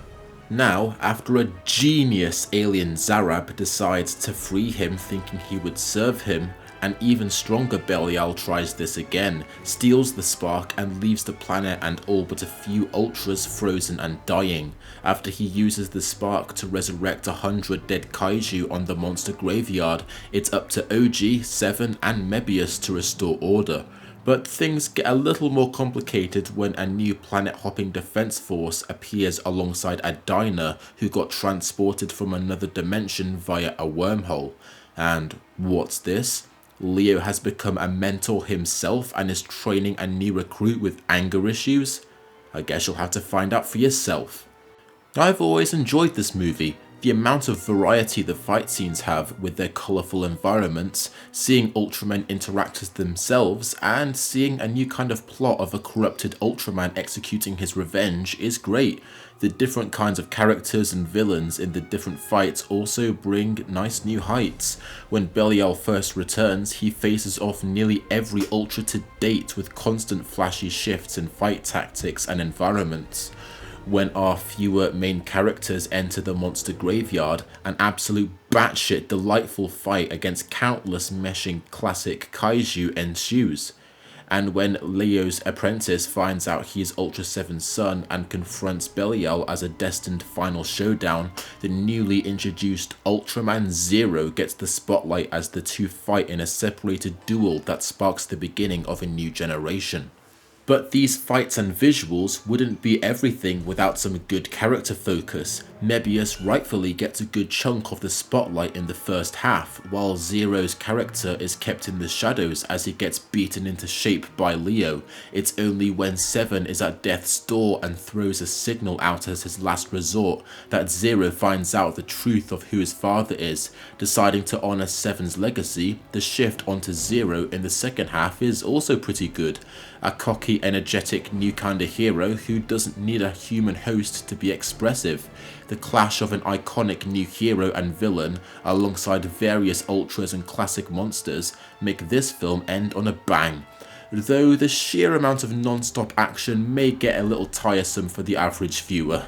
I remember stumbling across this movie when I was about 9 and it blew my mind seeing all my old heroes brought to life in a bigger budget movie while still retaining the suitmation goodness. Go watch it. But dear God, don't do it without watching some Ultraman beforehand, you weirdo. Oh look, a sequel.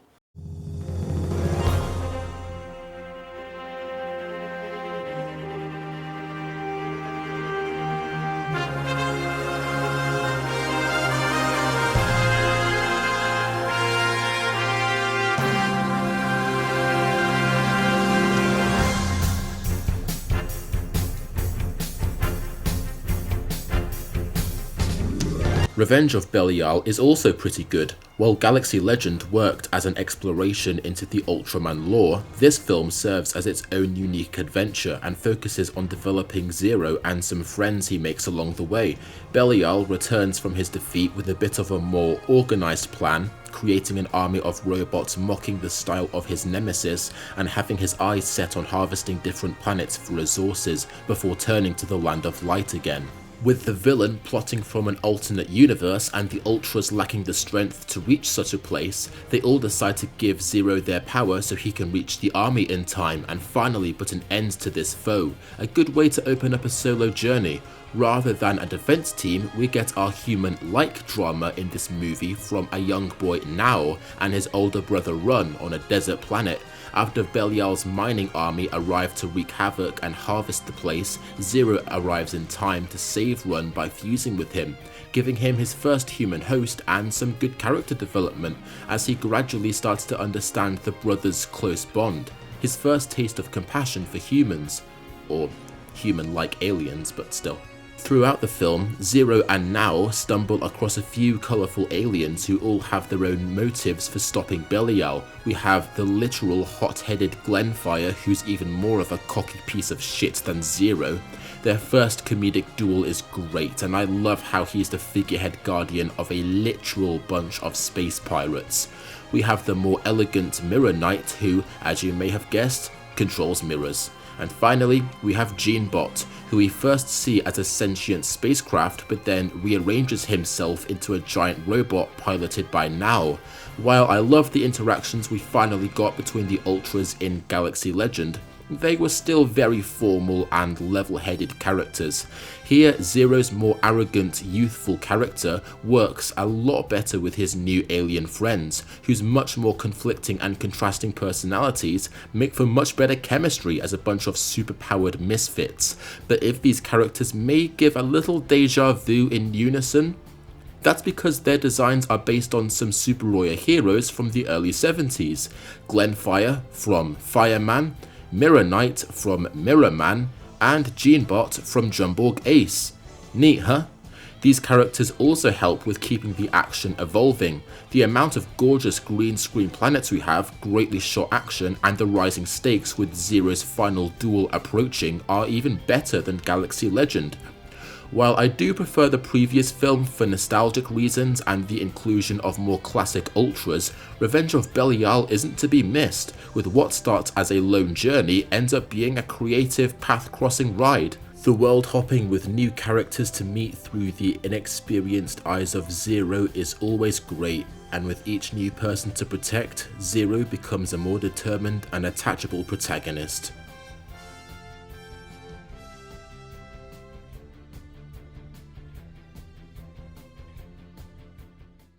Now, showtime. In 2013, Tsuburaya were finally going to re-jolt the franchise back into the weekly show format with the traditional main hero formula. So, what did we get?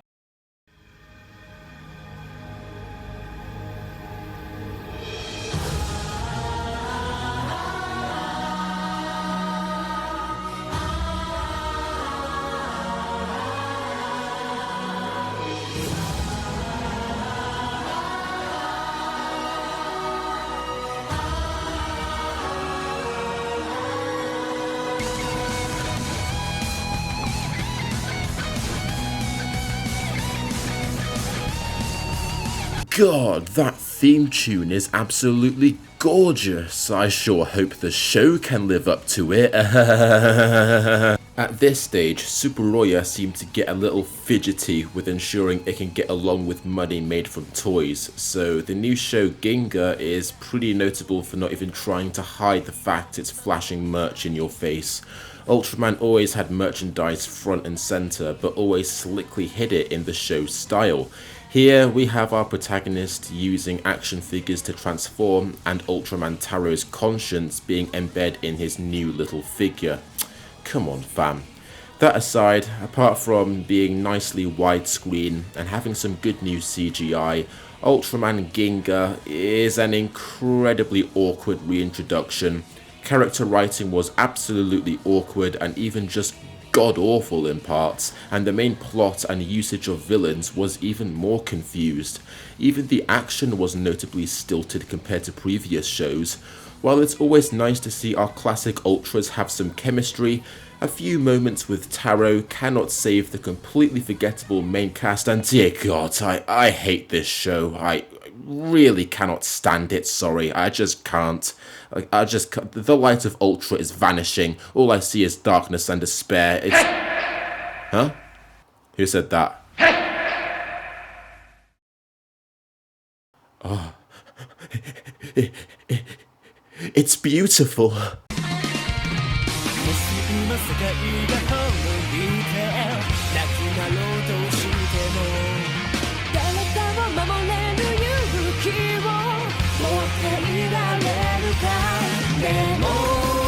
Thankfully, the next show, Ultraman X, would be the one to get its writing nice and good for this Neo-Heisei generation, having a great return to the Defense Force formula, some wonderful shifts in tone, and a load of memorable characters.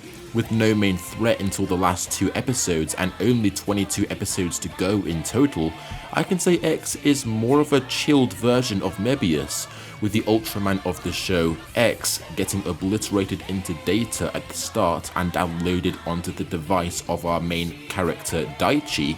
The two go on to have a lot of funny interactions as X struggles to adapt to human norms while they investigate threats, which is something that hadn't really been done before. Like Mebius, X revisits some old monsters and their classic stories but balances it with new ones with great writing no matter the tone it chooses. Sometimes intense drama, sometimes showing a character's personal struggles and the personal sacrifices they make for their duties, and sometimes more relaxed and silly, which goes all out. The absolute pinnacle being when an underdeveloped cast member gets his time to shine when he trains a few dunce aliens to win a game of rugby against some villains to win back their pet. It is every bit as legendary as it sounds.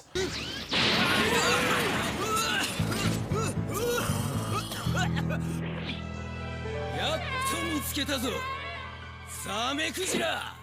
サメクジラ。そいつは宇宙でも指折りの怪獣兵器だ。大きく育てば欲しがる奴はいくらでもいる。さっさと僕たちに渡してもらおう。ラグビーで勝負だ。は？ラグビー？おバカ！この方を誰だと思っている？だだ。宇宙ラグビーリーグ連続優勝。暗黒星団伝説の8番ババル様だ。マジか。俺だ。よし、2位が3つでしょ。はいだー。ほらデンジャラス。アウチ。やめろ。レフェリー、俺は反則だろ。 Yes, yes, I just hell yes. 2016's Ultraman Orb, however, is probably the most discussed Ultraman show to this date, which makes sense given its purpose was to commemorate the franchise's 50th anniversary. I'd say Orb is the perfect start to anyone new to the franchise. Its smaller cast is nicely done, with the underfunded agency of misfits called the Something Search People stumbling across a lone wanderer called Guy Kurenai who drifts through life making passing connections. The SSP investigates supernatural activities associated with monsters with their amateur science equipment, only to keep crossing paths with this shadowy figure whenever they see something weird and unnatural. This is because Guy is a pretty cool and weird lad, what else can I say? But rather than being his own Ultra, Guy requires the power of two Ultras to transform after his true form became sealed away out of self-hatred from failing to protect someone he loved. Today, as Guy uncovers the meaning to all these monster attacks and crosses paths with various characters, a smirky guy from the shadows called Juggler's Juggler, yes, looks to collect cards containing these monsters' souls for his own plan to settle a grudge against Orb. Right off the bat, it's a nice change having our cast as everyday people, struggling with keeping their tight shack stable and trying to piece mysteries together with some funny banter. This leads to Guy having to stick his neck in for them and, in return, finds his broke couch surfing self a home.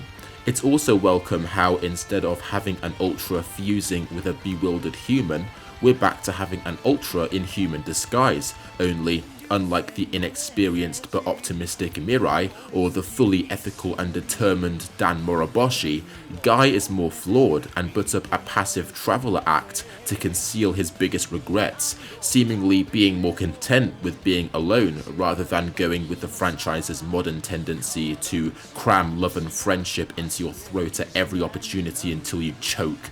This allows for his bonds with the main cast to grow more naturally and feel like more of a soothing slice of life.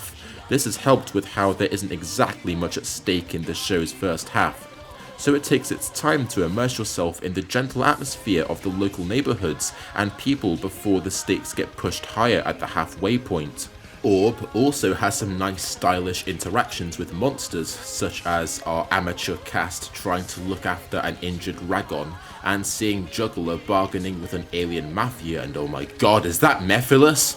Nonetheless, even if the overarching plot isn't the masterpiece a lot of the fandom say it is, and its episodic plots are more style over substance, it's still entertaining seeing Guy struggle with his past demons while being forced to drop his cool harmonica wanderer act and solve a lot of cases with our nutty main cast.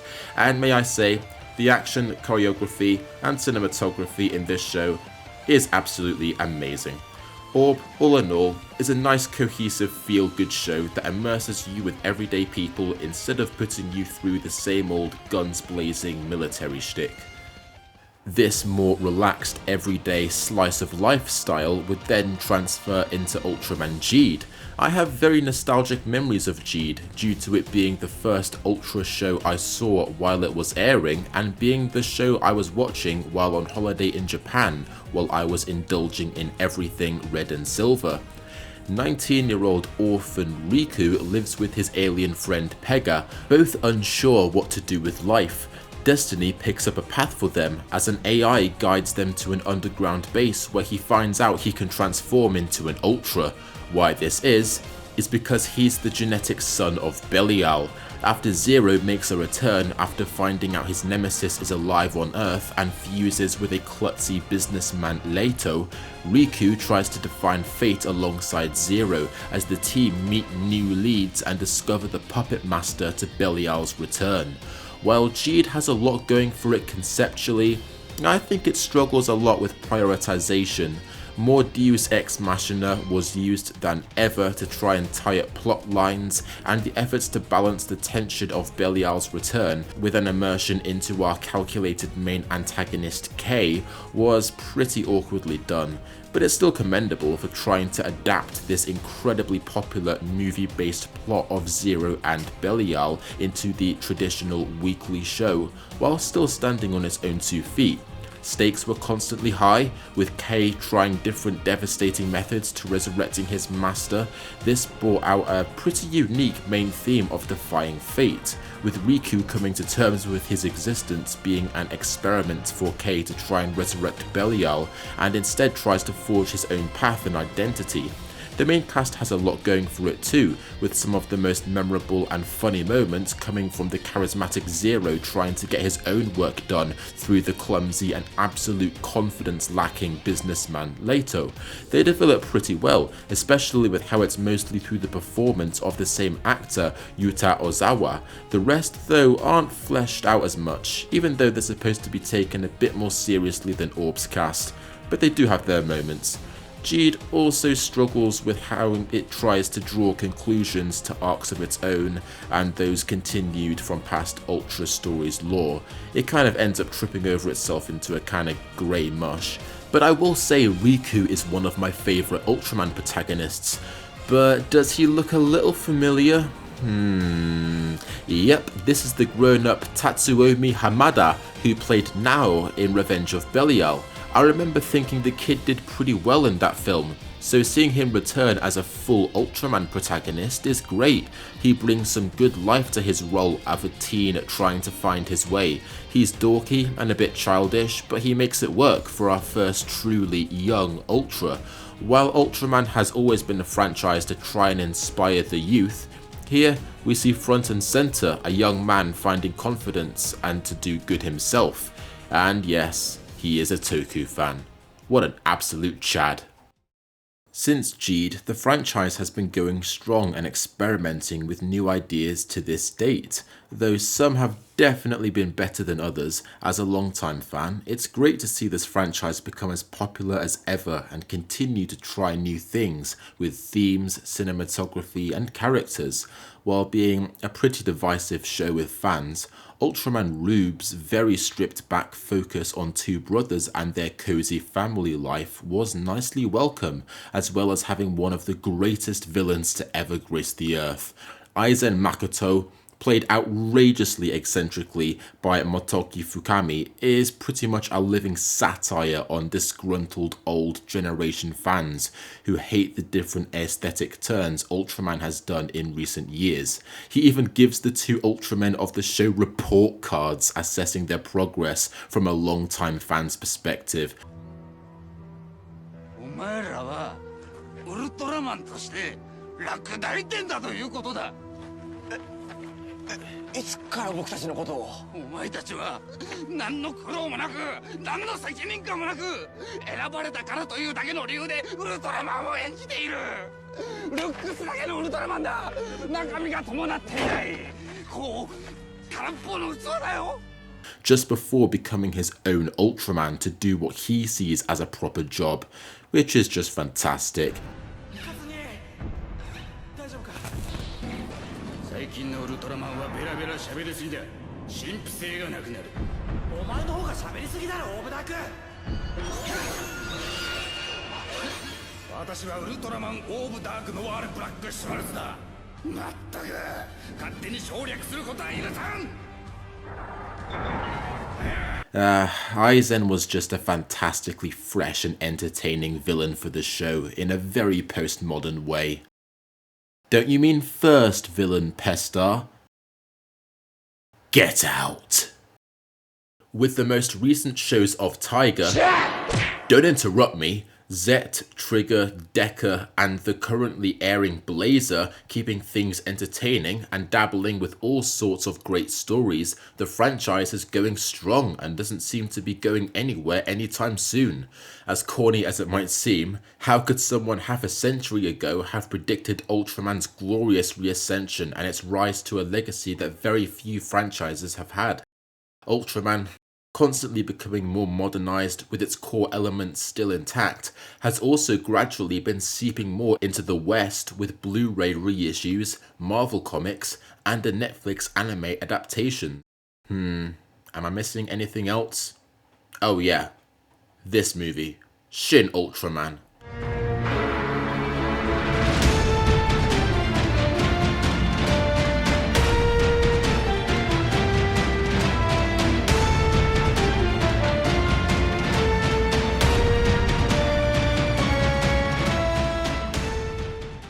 This movie was absolutely fantastic. Hideaki Anno had already brought his fantastic filmmaking vision to a new modern spin on Godzilla in 2016, so with Anno also being an avid Ultraman fan, the franchise could arguably have not been in better hands with modernizing the old legend to the big screen earlier this year. However, if you had told me Shin Ultraman would have been given a 2023 release to UK cinemas, this would have seemed like a dream come true. Having been lucky enough to catch a showing of this film in Leeds earlier, I can say Shin Ultraman does everything right in capturing Ultraman's greatness while still having its own enjoyability, even with the full usage of CGI to portray our hero. In retelling the original 60s show, it was great to see how Shin has a very episodic structure with its single-filing variety of classic enemies, allowing the stakes to gradually increase but with a retained sugar rush of showa fun. Our cast are filled with funny arguments, and their exasperated attempts to keep up with the increasingly bizarre enemies make them an enjoyable band of misfits to follow. The film also nicely retells old stories from the original, such as alien Zarab attempting to frame the hero and encouraging distrust in the government, and the mild-mannered Mephilus marketing his beta technology that will advance human capabilities but at a grave cost. And despite being a more modernized political drama, Shin Ultraman retains the franchise's childlike hope. Ultraman is still an innocent and empathetic guardian throughout the film's modern political turmoil, always being a beacon of inspiration for our cast to look up to, but not a replacement for their own progress. This film's redesigned monsters are also brilliant, and they have new creative personalities. Gabora and Noronga were two quite unremarkable monsters from the original, both made from the same reused Baragon suit, yet they couldn't be more beautifully different and unique in Shin. Most notably, Gabora's frill armor allowing him to form a burrowing drill, expanding on his underground nature from the original show. The iconic action is also absolutely tremendous, retaining the heaviness of the show's suit-acted movements, while having enough movement for it to be nearly spectacular with its careful blend of CGI with motion capture.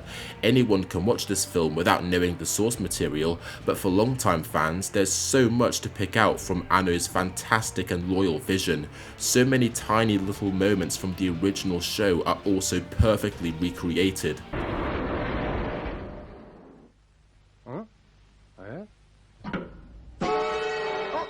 早田君、好奇心は身を滅ぼす。好奇心は身を滅ぼす。 So yeah, Shin Ultraman is a textbook example of how to rework the unique charm of an aged show into modern times, and only further cements Ultraman as a franchise worth diving into in this day and age.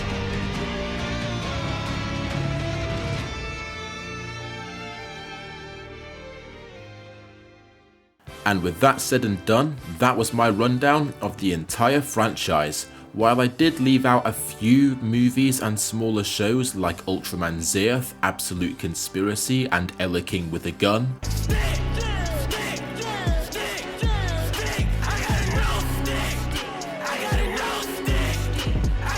I felt like this would go on for far too long if I delved into utterly everything, so feel free to take a look at everything else yourself. So, feel a bit more interested in one of the biggest and best sci-fi franchises of all time? If not, I'm surprised you made it this far. Or are you already a fan and are currently thinking of hunting me down and laying a beating because of my treatment of Ginga? Well, in that case, I have 5 words. That's far enough, Super Schwein! But if you feel a little more aware and appreciative of Ultraman but are still wondering why I'd want to ramble on about a superhero show for about 2 hours, feel like hearing my story of how I came to love this passion-fueled series and what it means to me personally? Well, too bad, I told you this would happen in the beginning, you clicked on this video, that was the deal! Okay, ready? Well, I came across Ultraman about 17 years ago after randomly buying a DVD in a market when I was living in Thailand. This had an episode of Ultraman and Ultra 7, that episode of Ultraman being Brother from Another Planet, where alien Zarab disguises himself as Ultraman and rampages through the streets, only for the hero to get freed and rise to meet this imposter. That moment where the two giants square up to fight the first time is what got me hooked. From years on, I was obsessed with the show, collecting a load of Showa-era DVDs and some pretty shoddy unlicensed PC games like Monster Crisis, Galaxy Alert, and the Taro Adventure. I still have PTSD from Taro Adventure and could never get the controls right.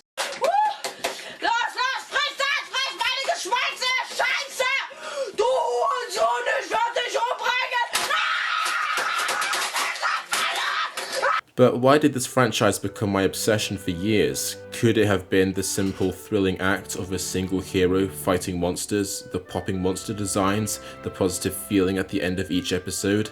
Plus, with it being live action while still having colourful effects and big scale fights, I guess I felt a little more connected to it. However, all things I suppose must come to an end, or a really long break, as my interest in the franchise just fizzed out before secondary school when I was back in England. But when I was going on 14, feeling a little bit lost in life, I randomly saw a DVD release of Ultra 7 on eBay, one of the older shows I remember growing up with the most, so I sat down and watched it for nostalgia value, but with English subs for the first time, I would actually understand what people were saying, rather than some ear-gratingly rough foreign dub. Nonetheless, I was still expecting a load of cheesy, outdated nonsense with some bad effects. Instead, it ended up reopening my eyes to this franchise's appeal, and now, knowing the actual plots, more engaged than ever. Seeing simple suit-acted action I grew up with, but now seeing the passion put into its stories and messages, and how it somehow created an overall consistent tone with its drama and colourful fights, opened my eyes, reopening a lot of buried hazy nostalgia and making me view it in a new light and get a new vision on how meaningful shows could be made. Reconnecting to such a huge part of my childhood, and with it, seeing a creative, timeless sort of storytelling I'd never seen before, inspired me to get some creative gear on myself. So I began to make video reviews of various Ultraman shows and episodes. They were not too great looking back on them, and a bit angry in bits too, hence why they're no longer on my channel. Not to mention some amazing skits on top of that. Today I bring you the first entry of Ultraman Leo on acid. So it starts out with this group of scientists built this new weapon and called that Super Weapon R1 again, because that's in the title. You get a Super Weapon R1. So it goes in and it destroys this new planet, which is uninhabited, they say. And it's like, and it's a success. But then it turns out that this massive bird creature that's like, is coming towards Earth. So it turns out the planet wasn't uninhabited. So the bird thing comes to Earth and it's like, the bird toy is like, and the bird thing's like, and then the bird thing dies. But then it comes back to life because it's an alien. But suddenly it's Ultra 7. But while these YouTube reviews did help me, I only intended to make them as a random personal idea to talk of a small passion into the endless YouTube wormhole. I thought Ultraman was seen by the Westerners that remembered it as a forgotten nostalgic relic, with nearly no one paying much attention to the more recent shows. Unexpectedly though, after a while of making these vids, I began to meet people at a similar age who also shared similar passions for Ultraman. I began to see a load of connected people putting their own spin and critical discussions to various shows too, which was unexpected but great. Again, Ultraman has always given a simple message of connecting with others from other places and finding new things in life. And I guess you could see that from the shows themselves, with the amazing interconnection and mixes of writers, suit actors, set designers and cinematographers that have worked together to keep the franchise alive and breathing with new ideas. And with that, I can say it helped me develop a more positive attitude towards life and gave me a curious drive towards new things and appreciating the smaller moments in life.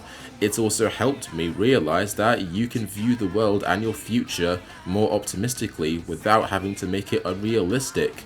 That may sound ridiculous from a franchise which its main selling attributes are people suited up in monster costumes wrestling with flashing lasers, but if you watch even one of these shows through to completion, you'll understand just how it addresses that. How these alien giants of power and few words decided to love humanity based on the potential each person has for good always makes for a great feel, with the tightening bond shared amongst our many casts. Even though real life is absolutely different and not as optimistic as the shows make it out to be, Ultraman can definitely carry its message into adulthood about keeping your chin up with a positive attitude no matter what life throws at you. And given the sheer amount of content Ultraman has to explore, as I still have a good couple of shows and a few movies to see myself even after these years, it's been great discovering more and more of its old roots with people and learning more of its wide and varied production history, while new shows and influences are continuously being poured out. Continuation is also great, seeing how older shows craft their defining colourful traits with creativity through limitation, while the newer ones indulge in more modern effects and higher budgets, while still never forgetting what makes Ultraman, Ultraman. But even though I have a long admiration of this franchise, why did I decide to make this video all of a sudden? Well, lockdown and a first year at university got me thinking about what works have made me into what I am.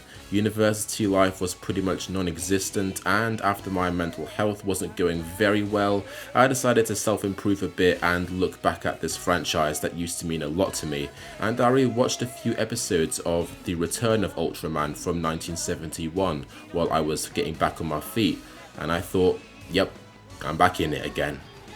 Okay, that last bit there I wrote when I started making this video when I was 19. Originally I was going to write a long piece about how rediscovering Ultraman is what partly motivated me to pick myself up after a pretty terrible first year of uni and what I think about life now, but nah, that's a bit cringe, innit, bruv? So with a lot more having happened at university in my other 2 years after making the first 2 parts of this vid, naturally I put off finishing this video for quite a while, and now as a big 22-year-old post-grad, I do have a bit of a different perspective.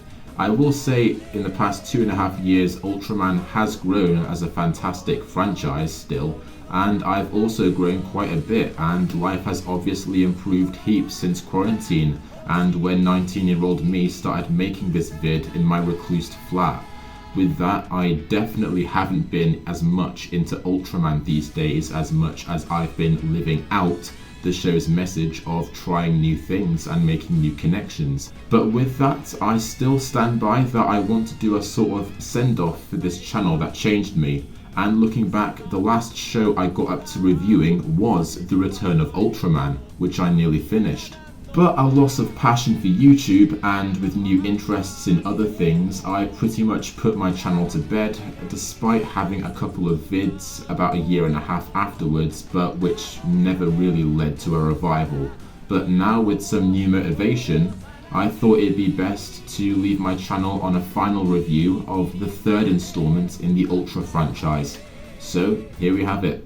I, Liquid Pestar, present what you could call the last episode of Ultramania, my review of The Return of Ultraman.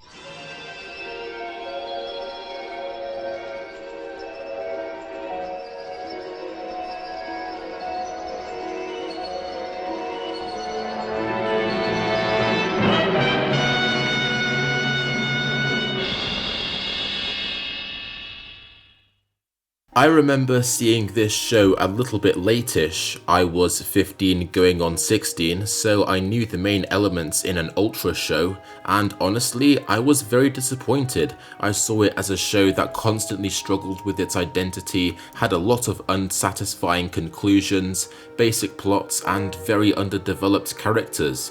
But how do I feel about it now I'm a bit older? Well, let's see. Following Iji Tsuburoya's death in 1970, his son Hajime Tsuburoya decided to continue the legacy of his father's most popularized work, creating the second generation of Ultraman. Having this oddball of an action show be created without the guy in the serious black shades would be challenging. So even though Ultra 7 hit the most highs with writing and effects work, this revival would be done as a more back to roots display with the simplicity of the original Ultraman but with some fresh new ideas. Right off the bat, what makes the return immediately different is the, dare I say, more human focus. Unlike its predecessor's focus on our main cast going about their jobs with only occasional divergence into a character's personal life to add some higher stakes, our main protagonist here, Go Hideki, is a normal person who lives with his girlfriend Aki, her elder mechanic brother Ken, and her little brother Jiro. Go starts out as a race car driver, trying to piece together the ultimate model with Ken, only to give his life to protect a young boy during a monster attack. Our Ultraman, now called Ultraman Jack, then decides to fuse with him in the operating room. After shocking everyone with his re-emergence, Go's life takes a drastic turn when he discovers his perfect car was burned as a private funeral, and Ken admitting that Go is getting too old for the racing business. The Defense Force MAT, Monster Attack Team, then pay him a visit and sign him up for training after witnessing his act of bravery. The show then follows the usual monster investigations, but with a bigger focus on Go's small sacrifices in his personal life for his duties, giving a more melancholic feel all around. The action and the fight scenes were as entertaining as ever, stakes constantly felt high with better acting and an amazing panic-stricken soundtrack by legendary composer Toru Fuyuki. But part of what made me dislike this show at first was the reckless mistakes Go and sometimes his comrades make throughout the show. Unlike the level-headed Hayata and Moroboshi, Go is a very flawed character. He is cocky, openly disobeying orders out of impatience. He struggles whether to place his values in family or MAT sometimes, and this only escalates the problems with monsters on their rampages or the deterioration of his relationships. But looking back, these moments just make Go more human. He makes stupid mistakes. He has ego and overconfidence issues, but when he does that out of line, he faces the consequences for it. In episode 2, he disobeys a vital order from MAT, thinking it not a big deal if he can just attack the monster and then transform into Ultraman to put an end to the threat. But Ultraman silently refuses, abandoning him in his crashed submarine after he faces the consequence by getting fired from MAT and undergoing an identity crisis for the majority of the episode. Go learns a lesson on what it means to be part of the greater good, to selflessly protect others with no regard for your own gratification. But in the episodes where Go does transform into Jack, the hero can be surprisingly incapable with certain monsters. This leads to Go occasionally putting himself through torturous practices to executing the target. We see him making more grueling sacrifices on his body and mind to become worthy of Ultraman's powers, like in episode 4, The Comet Kick. But with this, Aki begins to feel more disconnected from him, showing the effects of a dedicated lone fighter. While Ultra 7 definitely had a more original kind of protagonist, an all-intelligent and ethical alien finding a new home, while personally warding off invaders who also were from the great unknown, the return of Ultraman's more simple and homey feel with a more focus on an everyday flawed family person makes the finales all the more wholesome and powerful, with a more familiar feeling of the things Ultraman has to protect. Ultra 7 had the advantage of more articulate plots and complex alien plans, as well as the pressed ethicality of Dan's interactions with the aliens. Return, being more back to roots with monsters, is more one-sided in its stories, with little empathy being given to the monsters and villains throughout, and the main objective simply being shoot it until it dies. Quite a lot of the original Ultraman's episode were of this same simplicity, which led to a lot of admittedly run-of-the-mill filler. But where the Return's passion and heart lies is in its subtle character interactions. Throughout all of its episodes, we get more dramatic focus on characters affected by monster attacks, and should we have an episode focusing on a one-off character, more in-depth storytelling to their personal struggles and how their lives ended up affected or weirdly reflected with the monster attacks. Or sometimes we simply have some quirky and charismatic new characters to liven up the plots, one of them even including a returning Akiji Kobayashi, who was Captain Murumasu in Ultraman OG. But while episodic tokusatsu shows that have a lot of one-off characters can easily get tiresome, The Return ties them and the map plots together in interesting ways. An example is episode 21, Monster Channel. Here, we partly focus on a boy trying to communicate to an abroad friend with some old radio equipment while his mother stays glued to her TV. Shortly after, an anomaly starts happening with televisions around Japan buffering and cutting to an unknown channel showing views from up in the sky.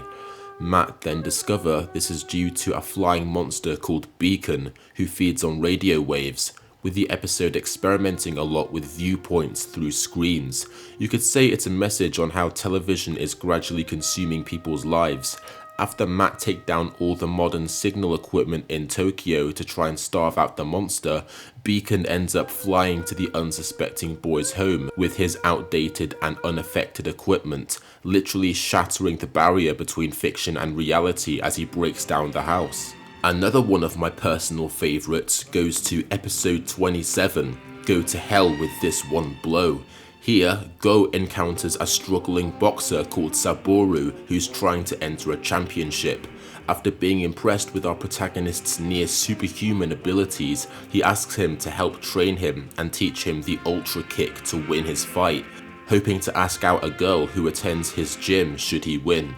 However, after a few training sessions and after Go evacuates some local villagers, including Saboru's mother, before a monster attack, the boxer finds out the girl he has his eyes on already has someone.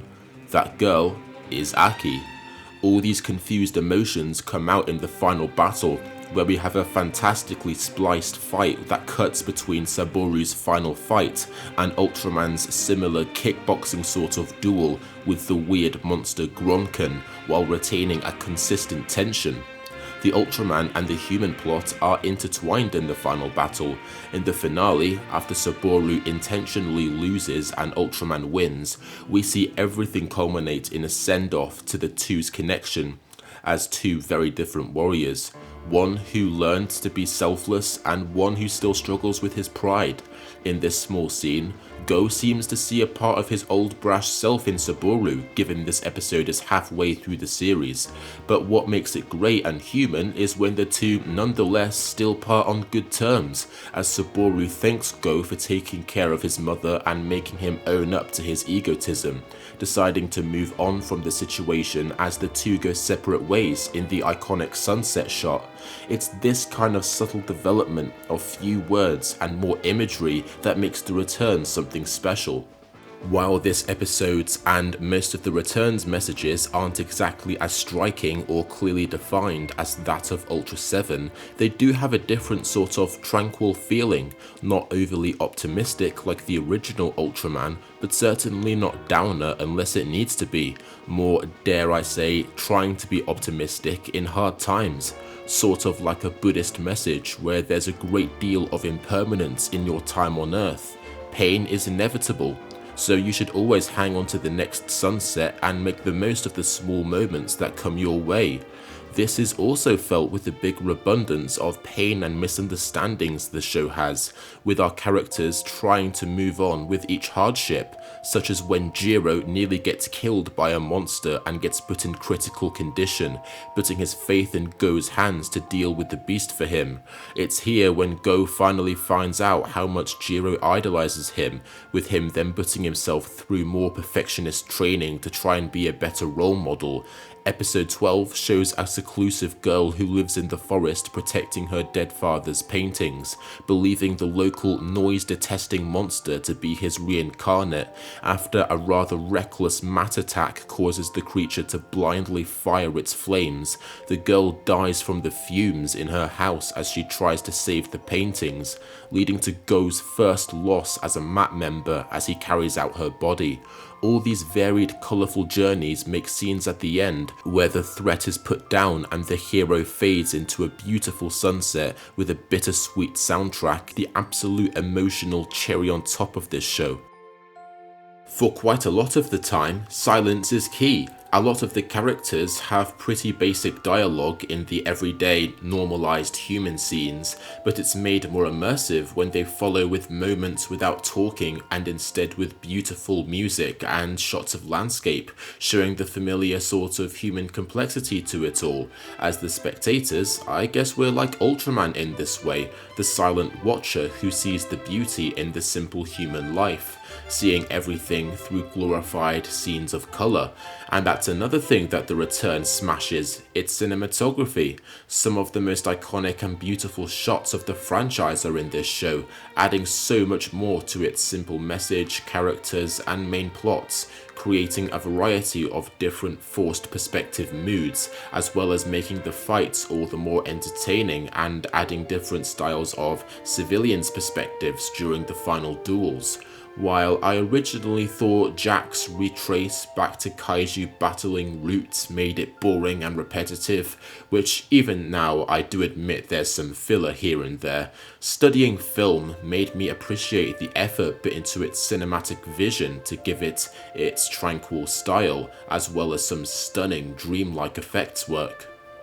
But cinematography is one thing on top of some great standout writing from returning renowned screenwriters.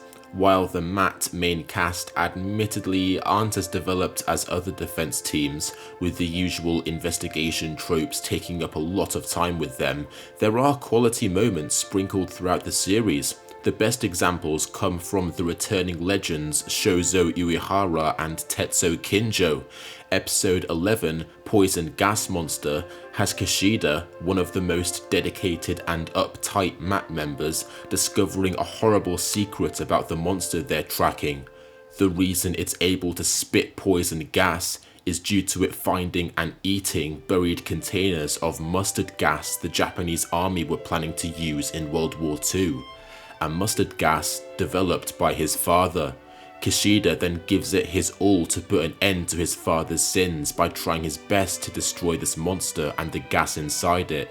This episode is a particular favourite of mine, with a dark Japanese commentary on World War II and how it's up to the next generation to prevent repeating those violent mistakes, as well as having some fantastic development for one of the more forgotten characters.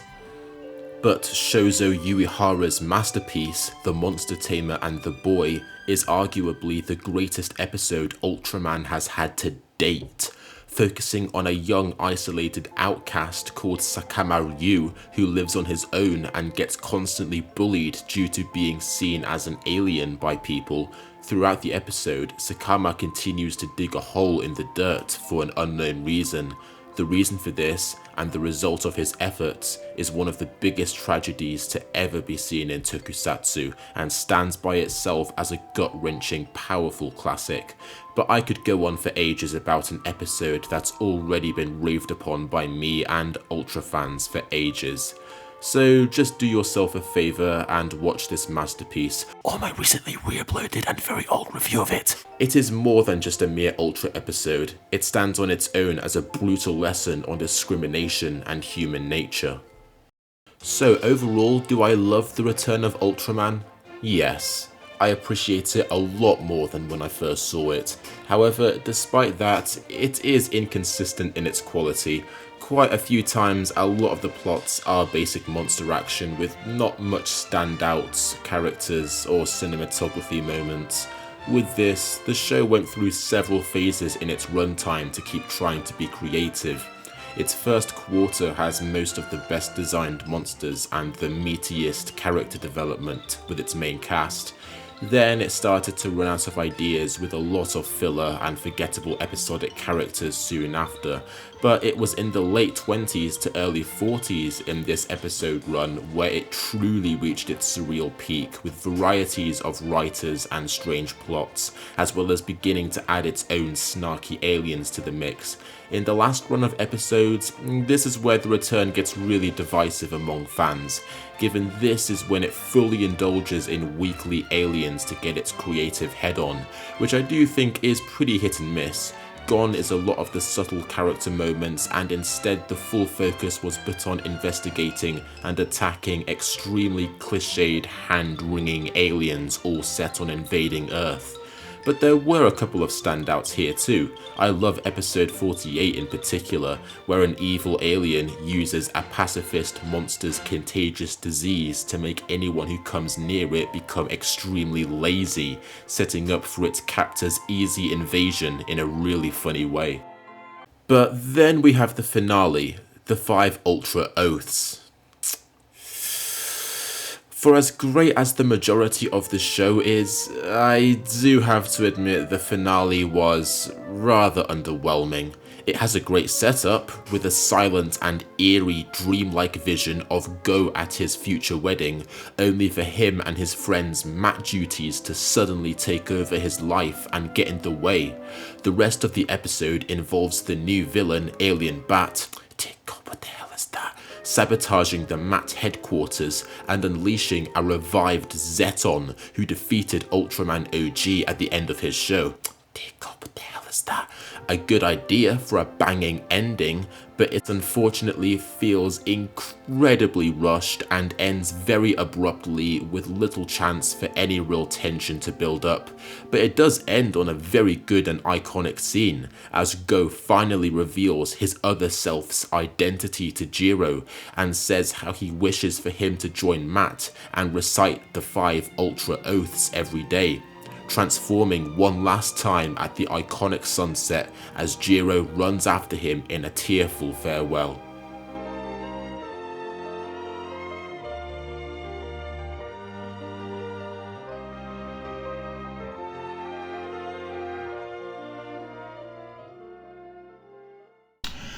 Alright, so there's one more episode that I think deserves a mention, that being episode 31, In Between a Devil and an Angel. There's a lot of unique things about this episode that I think deserve some praise, with a very interesting and unique main plot.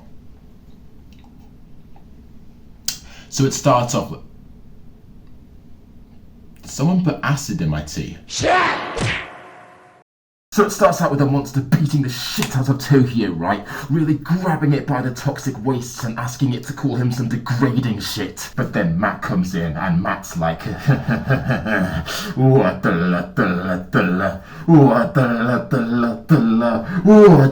But you can't kill it because there's a bratty little kid in the way. Like this is Aragon or some shit. And you know what Matt does to Aragon? To Peter's dragon.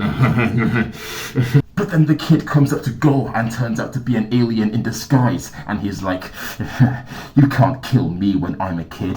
People would think you're crazy. And then Go's like, come here, you little shit. So people think Go's mad, and then the kid's in the hospital room, like, you can't do that to me again. People would think you're even more crazy, and Go's like, yeah, I can't kill you, but that ass is all good for a whipping. But then the monster comes back, and then he's like, hey, what you doing, what you doing, what you doing, what you doing?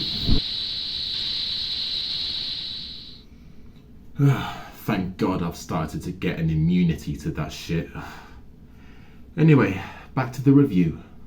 This great show, while only being the third in the Ultraman franchise from way back in '71, and with all the development the franchise has done since then, can perfectly encapture just what I love about Ultraman as a whole. The combined passion of the creative team to create a unique escapist ride, the fast-paced and immersive action, the memorable and human characters with the main cast, and the colourful paths they cross with new strangers. Not being afraid to be experimental and goofy if it means making something entertaining, being hopeful without cramming it down your throat as much as other shows in the franchise. It travels to space and gets you imagining about the great unknown while still being in your local neighbourhood. Staying more relatable and grounded, but still being fantastic and escapist.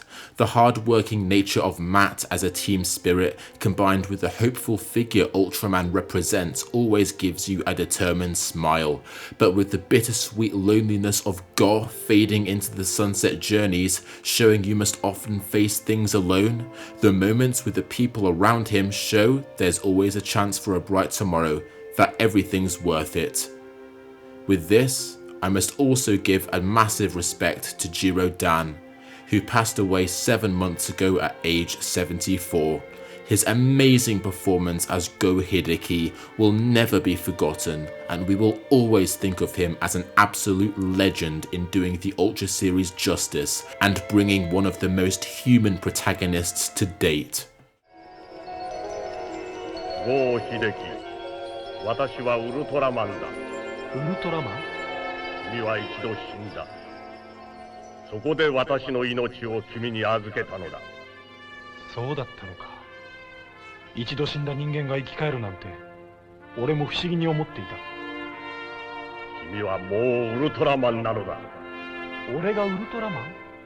それは君と私だけの秘密だ。人類の自由と幸福を守るために共に戦おう。俺はウルトラマン。俺の使命は人類の自由と幸福を脅かすあらゆる敵と戦うこと。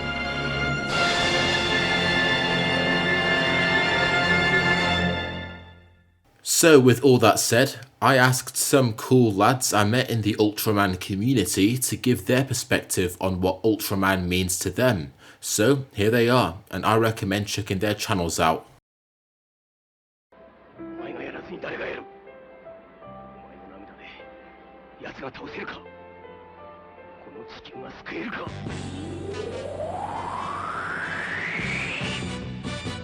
Life is a struggle against adversity, a struggle we must learn to overcome.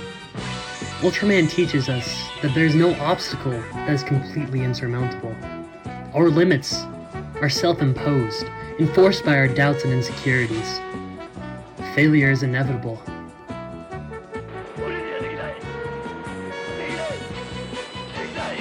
Yet, in overcoming our greatest struggles, we are not defined by our moments of weakness, but by our moments of strength. When we choose to get back up and try again, therein is our power to overcome anything.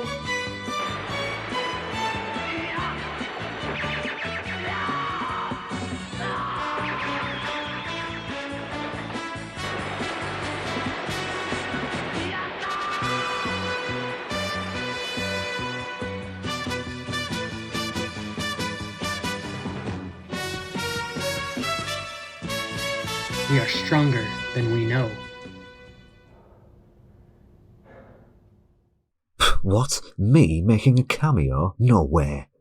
Well, anyway, I'm going to go on an unscripted ramble about why Ultraman is so good to me as a person. Ultraman to me was my gateway into a community of people who I adore so much. But not only just that, it was my gateway into a medium of filmmaking that I'd only really known about in passing beforehand. While Ultraman wasn't the first Toku franchise I got into, Godzilla owns that, prestigious award. It was the first one where I felt that there was a real sense of bondage, not only between me and the content I was watching, that I actually thoroughly enjoyed it. Not to say that I didn't like Godzilla previously, but you know what I mean. But it was more so a connection between me and my peers, who I found over the internet and things, that got me more invested in it and just made me a more confident person in general, I'll be honest. But yeah, in summary, Ultraman just became my safe space that I could come back to and also feel connected with loads of other people, some of which you will have seen in this video, I presume. But yeah, that's basically me done. I don't really have an ending for this, so... Ultraman showed me that not even those who appear to be perfect are perfect. From Ultra 7 and Ultraman Leo, I learned how to stay strong even when things feel unbearably difficult. Ultraman Ace taught me, well, take a listen to his final speech before leaving Earth. That should speak for itself. And through Ultraman 80, I survived middle school and my first rejection. It's needless to say that the Ultraman franchise has affected and shaped me like no other form of media has. Whenever I need an uplift of spirits or plain old motivation, Ultra is just that for me. The world of Ultra is both an escape from and entry to the real world. You can enter that world to see giant monsters be sliced to bits, all the while being slapped in the face with a reality check. In short, to answer the question, what does Ultraman mean to me? Well, the answer is simple. Everything.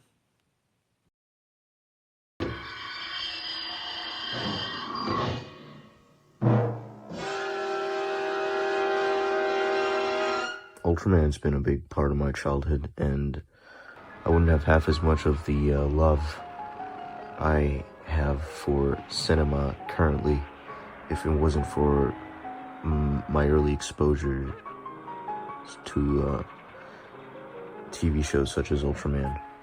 I practically grew up watching it, and as a youth, you know, you of course enjoy all the battle sequences between the heroes and the monsters, but I also enjoyed it on a technical level. By that I mean, for example, the miniatures, the pyrotechnics, the varying types of suits you see over the course of the show, which was most noticeable for me in the series Return of Ultraman, which happened to be my favorite. A lot of great things about that show. I love the battle sequences, the mechs, the music by Torufuki, absolutely brilliant.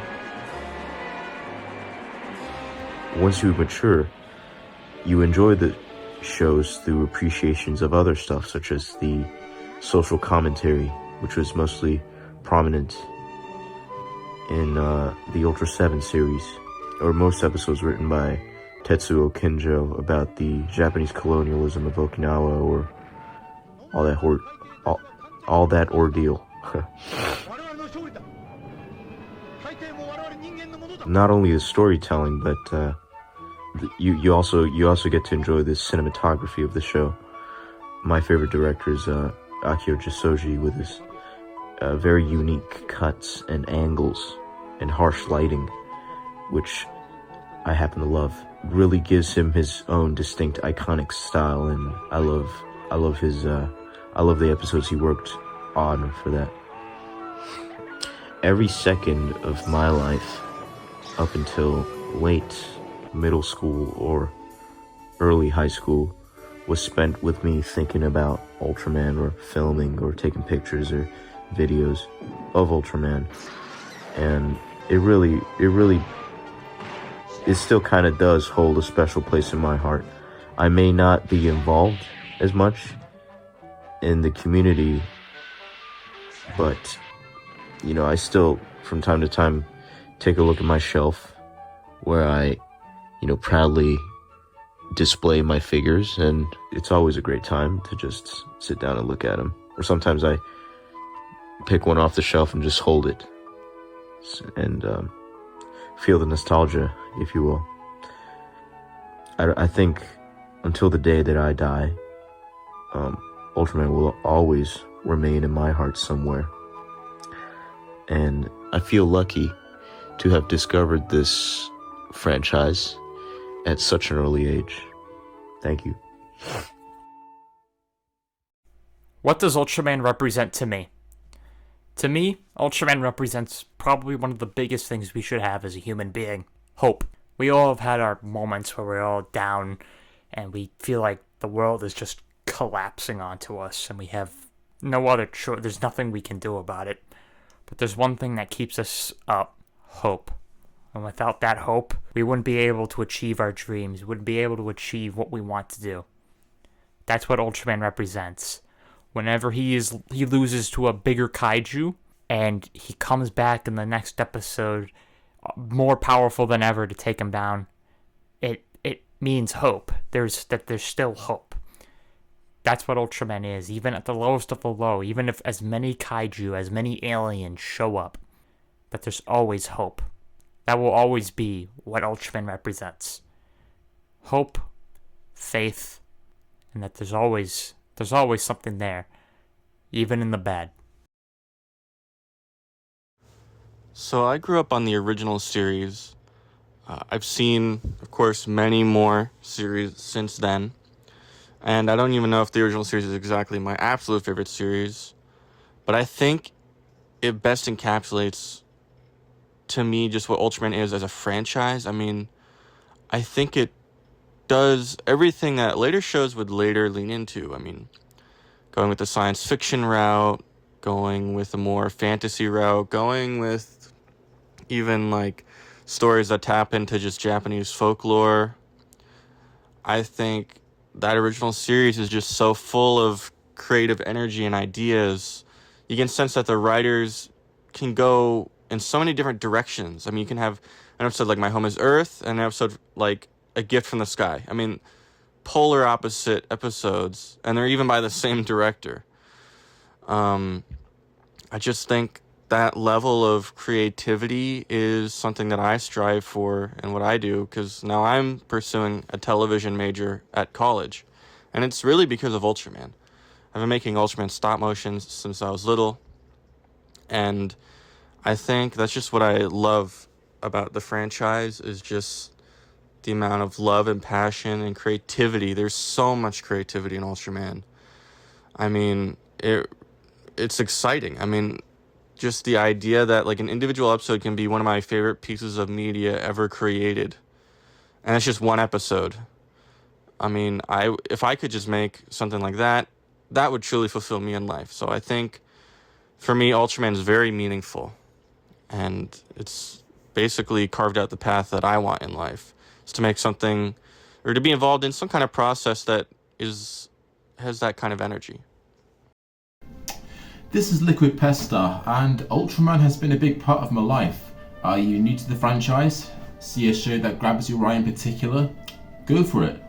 Whether it be a lonely alien transforming with a pair of glasses amongst practical string puppet monsters, a smiley guy set on building his friendships while learning from his family, or two brothers trying to learn how to be heroes, every show has something to offer as long as there's creative, suited action and expressive characters and stories to be had. And with that, thanks for watching this video. If you've been a fan of my channel before my abrupt disappearance, thanks for standing by and supporting. And thus concludes Ultramania, my reviews, and my passion for YouTube. Take care, you wonderful lads, and keep watching Ultraman.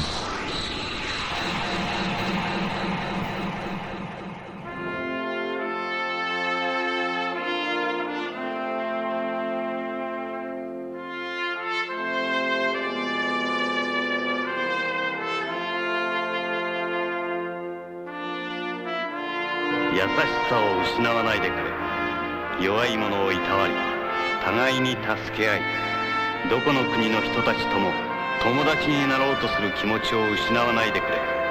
たとえその気持ちが何百回裏切られようと、それが私の最後の願いだ。